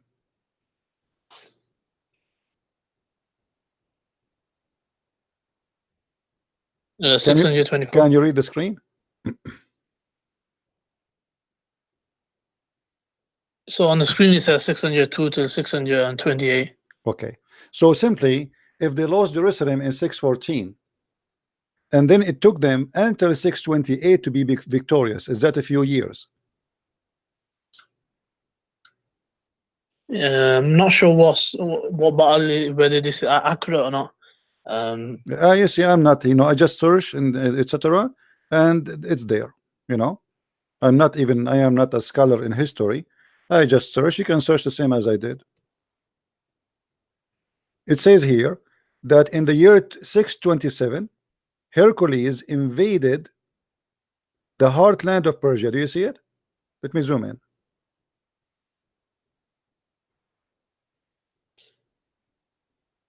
Do you see it? Yep. Okay. So the defeat of the Roman happened long after the 9 years Muhammad was expecting.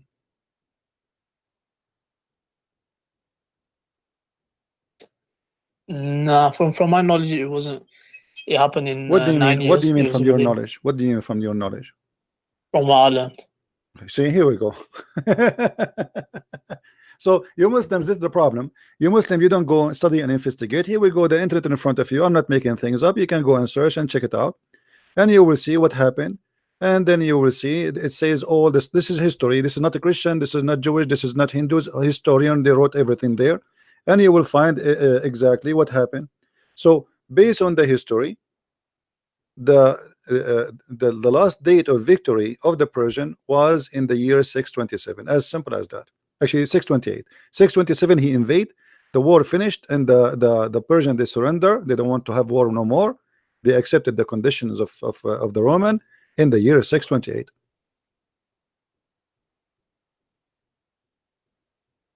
So your prophet gave a false prophecy.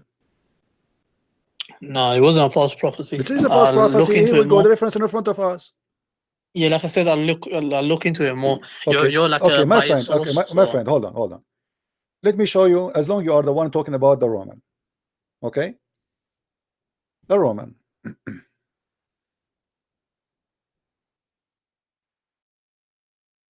You're a prophet. He prophesied about the Roman. And he said that the Roman, they will be the majority of mankind. So the Roman, they will be victorious, and they will be majority of the mankind. Read with me carefully.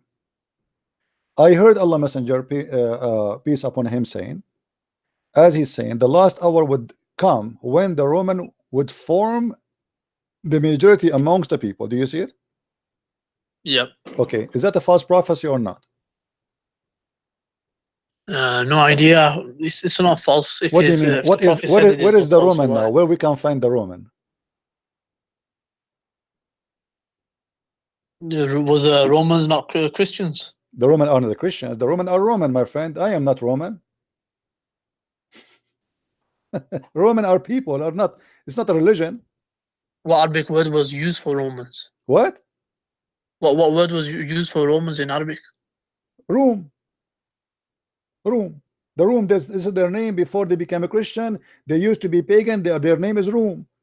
They became a Christian. Their name is Rome. The name did not change. The Rome have nothing to do with the religion. So the Roman had nothing to do with religion. So your prophet here is prophesying that the majority of mankind will become Roman.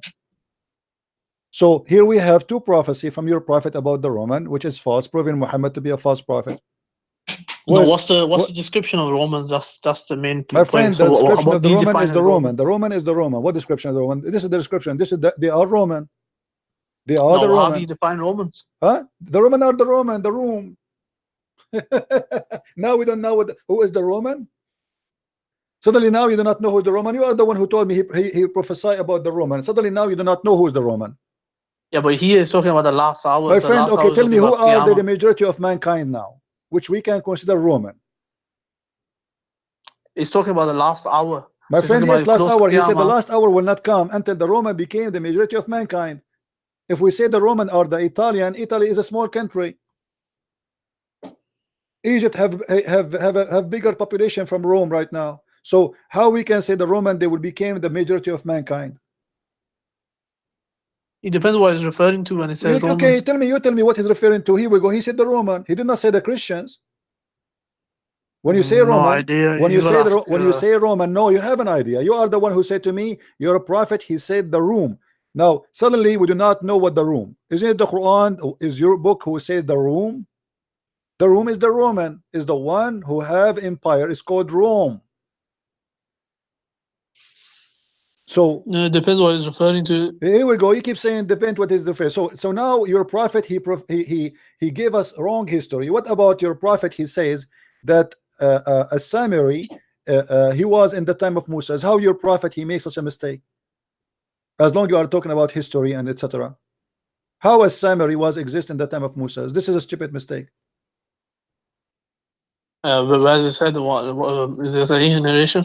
It says here in the front of all those verses, it says chapter 20 verse 85, chapter 20 87, chapter 20 95 is speaking about the person is called the Samaritan.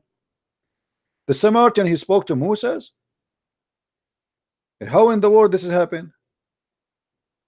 Your prophet, he do not know history. He is making things up and he is exposing himself, and everybody who read this, he laugh.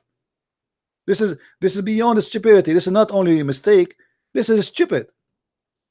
It's like saying to you, imagine I say to you now, Trump, he spoke to Hercules. People will laugh at me. What does Samaritan have to do with Moses? Samari is a phrase used by Quran to refer to a rebellious follower of Moses. No, the Samari are people, my friend. The Samari are people. They are people. A Samari is one of the people. They are people who group. They are named this way for a reason. You can go and search. So when you're a prophet, he say that the Samari he spoke to Moses and the people of Moses, then that's silly and that's stupid. Now, that's silly and stupid. Yes, it is silly because this is not the time. It's the same as when he said that Haman, he was the minister of Pharaoh. Haman was not the Egyptian. Haman was an Iraqi. Was Haman a title? Haman is a name, not a title, according to the Quran.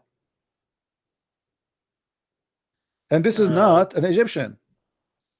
The Quran even speak about the Pharaoh. He ordered Haman to build the Tower of Babel or Babylon in Egypt, but the Tower of Babylon is in Iraq, not in Egypt.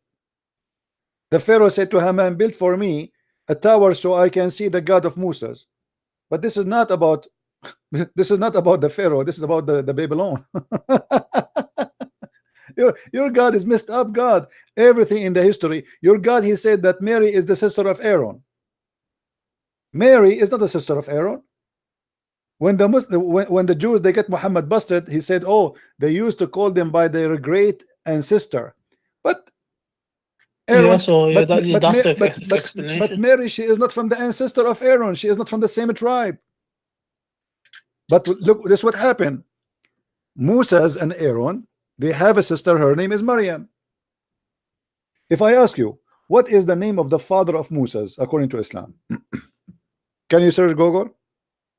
Abu? What is the name of the father of Moses according to Islam?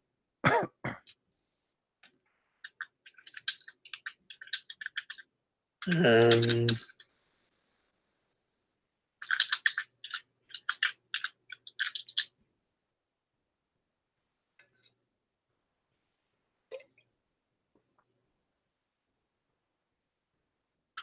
not sure in Islam.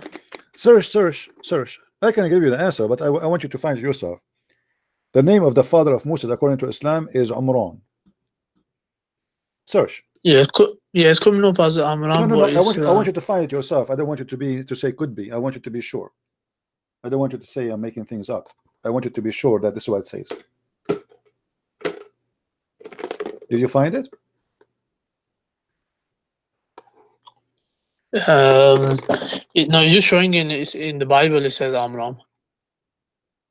No, in the Bible it's not. In the Bible it says in the Jewish scripture, the father of Moses and Harun is Amram in Exodus. Amram, not Amram. Amram. So as you see, you're a prophet. He went from the Jewish book. He found that there's a guy. He is the father of Moses. His name is Amram, but he thought it is Umran.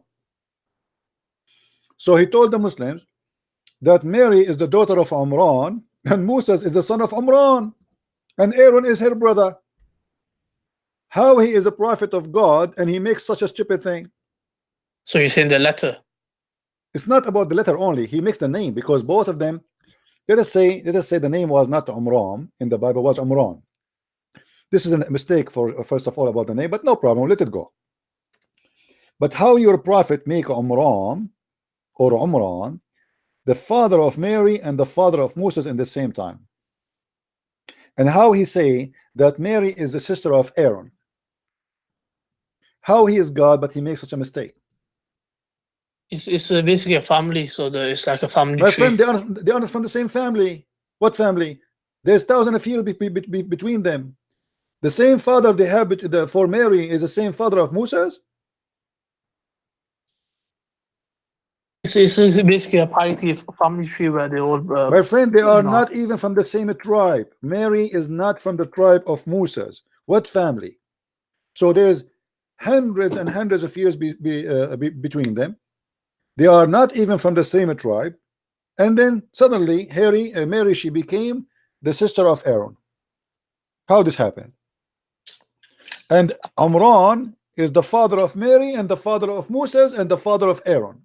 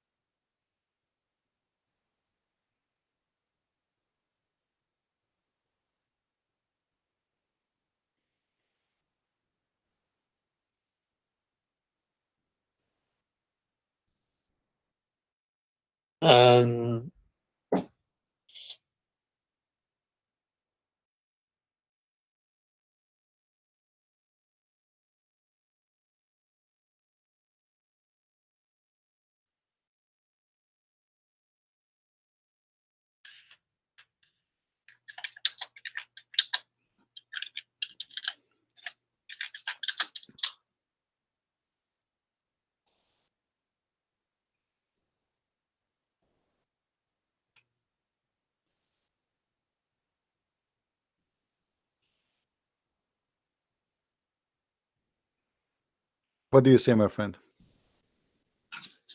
I don't really have knowledge on this to comment. Okay, let me show you some reference.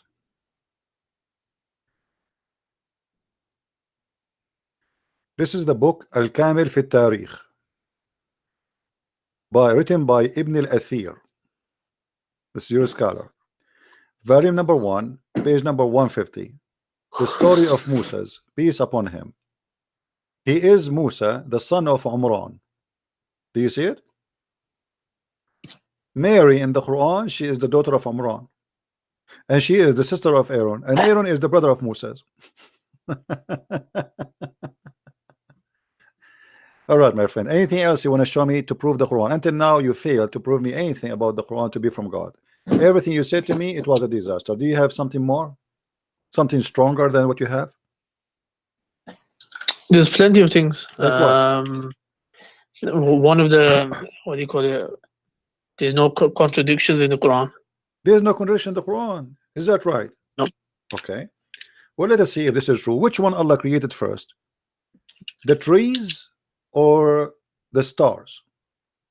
The trees, the grass, the substance, the water, or the stars? Don't know. Try.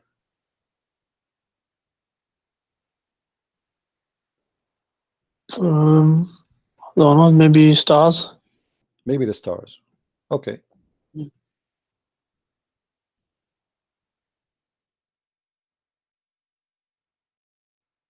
So according to you, Allah created first the earth, right? Sorry, the stars, the sky. No, from the two you just gave me. Which one Allah created first? What, from the two options you just gave me? Okay, which one He created first? When you say the stars before the water, so what does that mean?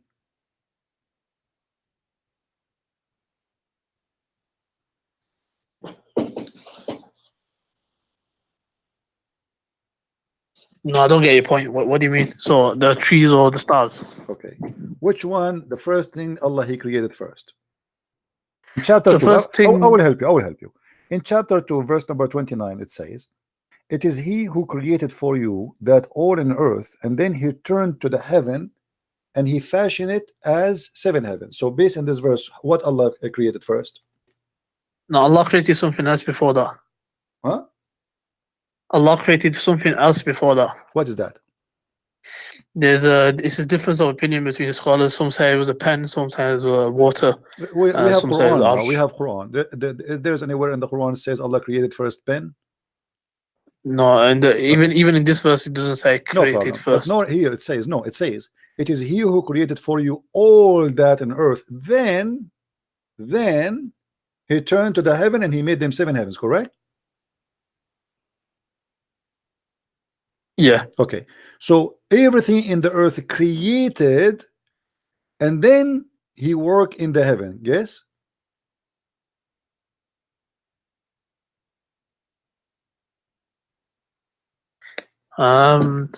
Is He who created for you all that is in the heaven, then He is turned to the heaven and fashioned it as 7 heavens. It's not necessarily it's gonna be in order like that. So it could be just Allah's telling us that this is how He did it. I know this is how He did it. I'm asking you, my friend, what's wrong? Don't be nervous. So what Allah created all first? The earth, everything in the earth, or everything in the heaven based on this verse? I'm not sure. So it depends on My friend, how if you is want it to play how is games, Tumma okay, used. you see, there's no point of me Different talking to you. reasons If you want to play Tumma can games, be I mean, used. don't tell me you're not sure. The verse in front of you, it's very simple. It says, it is He who created for you all that in earth. Then He turned to heaven and made them 7. So what do you mean there is not sure? Depends on what does Okay, it my mean friend, here, thank you. Depend for your game. I'm wasting my time with you. Depend. What depend? It's in front of you. Depend. Honesty is a must. If you want to talk, I can be patient with you as long I feel that you are not playing games with me. The second you start playing games, I will dump you. There's no point. Have fun. The Quran is the book of contradictions. In this verse here, Allah claimed that He created everything in the earth, and then He started working in the heaven and He made them 7 heavens. But this is totally different from what in chapter number 41.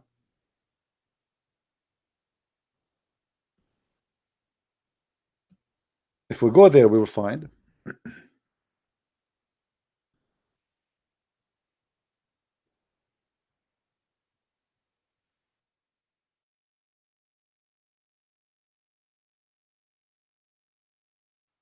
let us go first to chapter 79.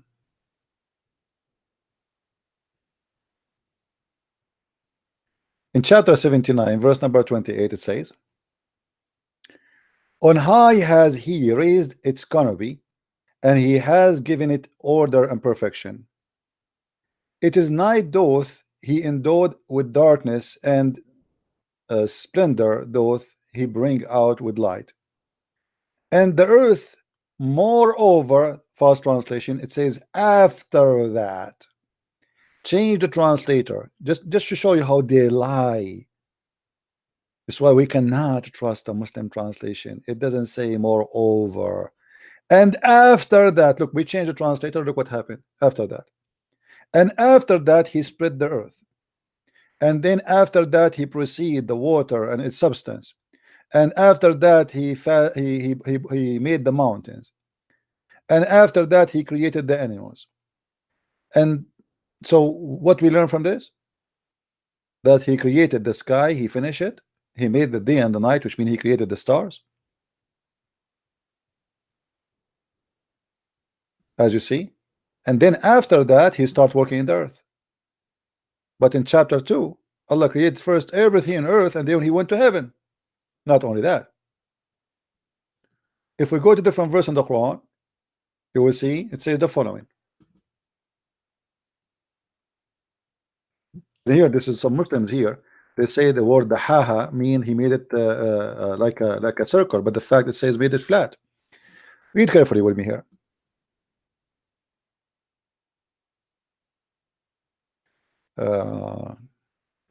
Let us go.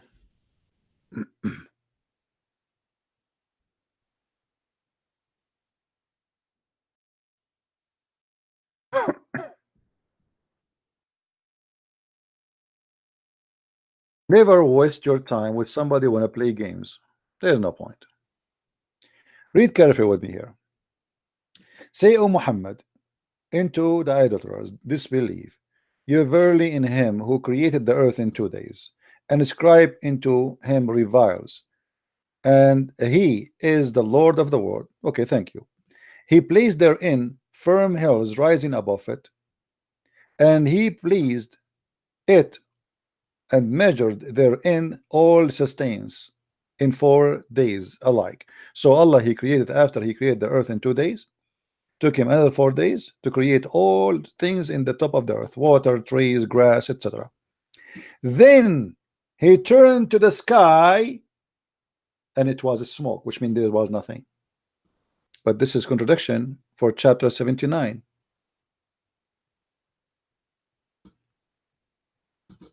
Then he ordained them in 7 heaven, and he made the lamps. So the lamps made after Allah, he made the substance, the trees, the grass, the water. When the grass and the water is done, the heaven was just a smoke. If we go to the other verse, no, the story was different.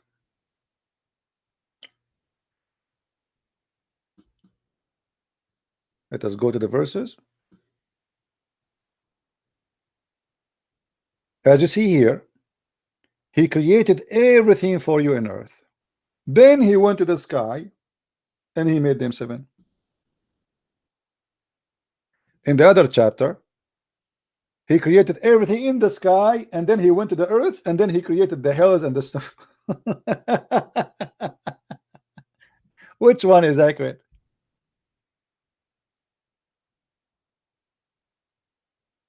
Which one? The earth first,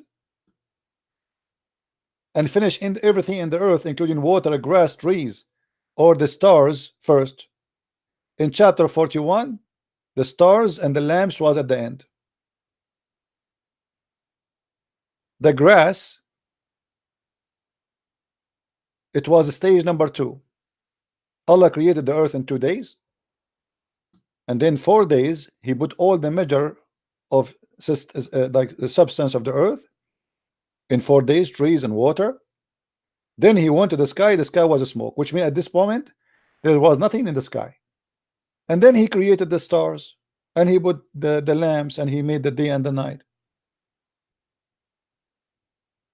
In chapter 2, Allah created everything in the earth, and then he went to the 7 heaven and he made them 7 heavens, or to the heaven and made them 7. In chapter 79, Allah finished first the sky, period, everything in it. Are you harder to create or the heaven to build? He raised it high, therefore, and ordered, and he made dark night, therefore, which means now he created the stars. And after that he started working in the earth, and after that he produced water and substance, and after that he made the hills and the mountains, and after that he created animals. 100% different order. So you said if the Quran is from not from Allah, actually the Quran itself says if this book is not from God, you will find a lot of contradiction in it. And as you see, we can find tons of contradiction. The Quran itself said if you find contradiction in the Quran, then this Quran is not from Allah, obviously. Do you see it? Chapter 4, verse number 82. So how this book can be the book of God?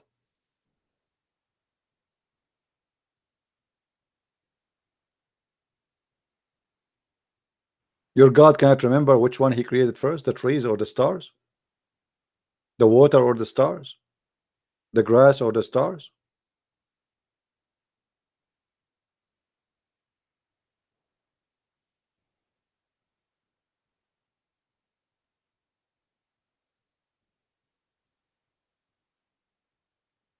Do we have any Muslim?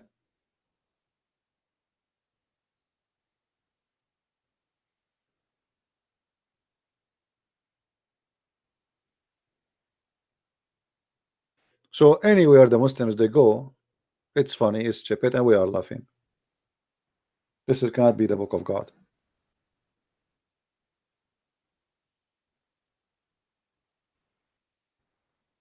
But you've been told, you've been lied to, and you believe with the lies. Otherwise, as you say, we challenge the Muslim. Okay, show us where we will go with you from here to there. The Quran was preserved. We will find that the Quran is a joke. And even the Muslim today don't have the Quran of Uthman. They have recitation of a guy, his name is Hafs, and according to Muslims, Hafs was a fraud. Hafs, he learned from the Quran from his father, Asim. Asim was a fraud too, according to Muslims, not to me. To the point, Hafs and Asim, both of them, their hadith is rejected. Not da'if, it's totally rejected. Because da'if hadith, by the way, is accepted. So the second you hear hadith reported by Asim or by Hafs, the Muslim, they dump it in the garbage. It's totally a lie, not da'if. They lie to you, they say da'if, it's mean it's a lie. Da'if is accepted, it's mean it has a rank. As what his name, this guy, the Sheikh Hamza, he says it not funk, it pass. Hadith da'if, these days there's attack in da'if hadith. In fact, da'if hadith did not funk, it pass. So he was saying to the Muslims, stop being stupid and keep saying da'if, da'if, da'if. You don't even know what da'if means. Da'if, it means it's good. Who said to you that da'if hadith is bad?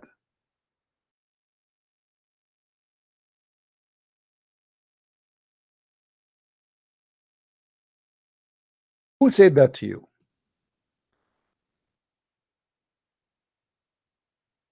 Where do you come with the conclusion of da'if hadith is bad? Why? Who? Where? Greater than in a Hasan or a Sahih. So how did the ulama deal with that? The ulama dealt with it by saying that for fada'il al-a'mal, those actions that are virtuous, you could use a weak hadith if it was a virtuous action and it didn't relate to a hukm. In Aqidah, the opinion of the Ash'ari and the Maturidi is the hadith has to be mutawatir. That you can't, that's why a hadith like the Nur al-Muhammadi, which is a ahad hadith, is not used in Aqidah. Or the hadith that tu'arad alayya a'malukum, or a'malu ummati in al-Bazar, which is a sahih hadith. So the ulama don't reject weak hadith.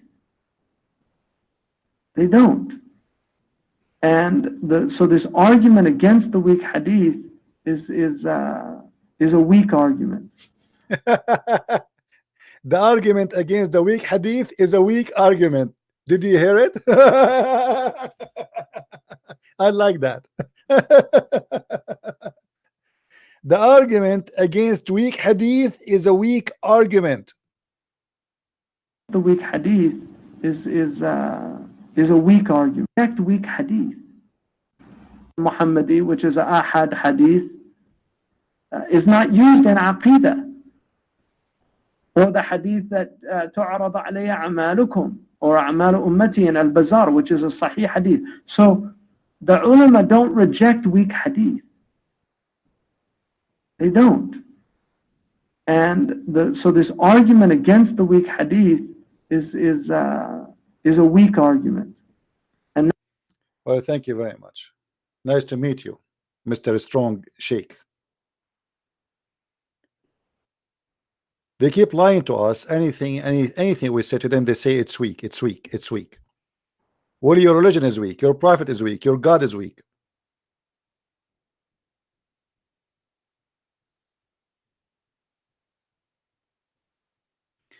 No, today we will not explain about Alif Lam Mim because we have many hours already and it's time for me to go. My friend, I'm here for how many hours? That's more,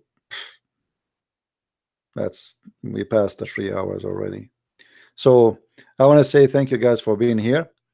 I hope we did learn good today, and feel free to download my videos, cut them pieces, share them around, educate your friends about how Muslims. And you notice that we don't really hit hard when we speak to Muslims, even the one they claim to be like ustaz, like the guy from Nigeria, because as you notice, all of them are a bunch of ignorant. So I talk to them as a bunch of kids. Honest to God, when I speak to Muslims, I treat them as if I'm treating a person in a nursing room, because I know their knowledge is limited. Even the guy who wear a suit from Nigeria, scamming the people, taking their money, he do nothing for a living except speaking about Allah, but yet he do not know how to read his book. He do not know how to read Arabic. He do not know a very simple question to answer, yet he claimed to be ustaz. And the funny, he put in the front of his name ustaz. Ustaz. I like it. I never put in the front of my name ustaz. You call yourself ustaz because you are self-ustaz, like your prophet, self-prophet, self-proclaimed. People should call you ustaz. People, they should call you master. You don't call yourself, you idiot. If you call yourself master, people will laugh at you. People should say you are a prophet because you prophesy, not you saying about yourself a prophet.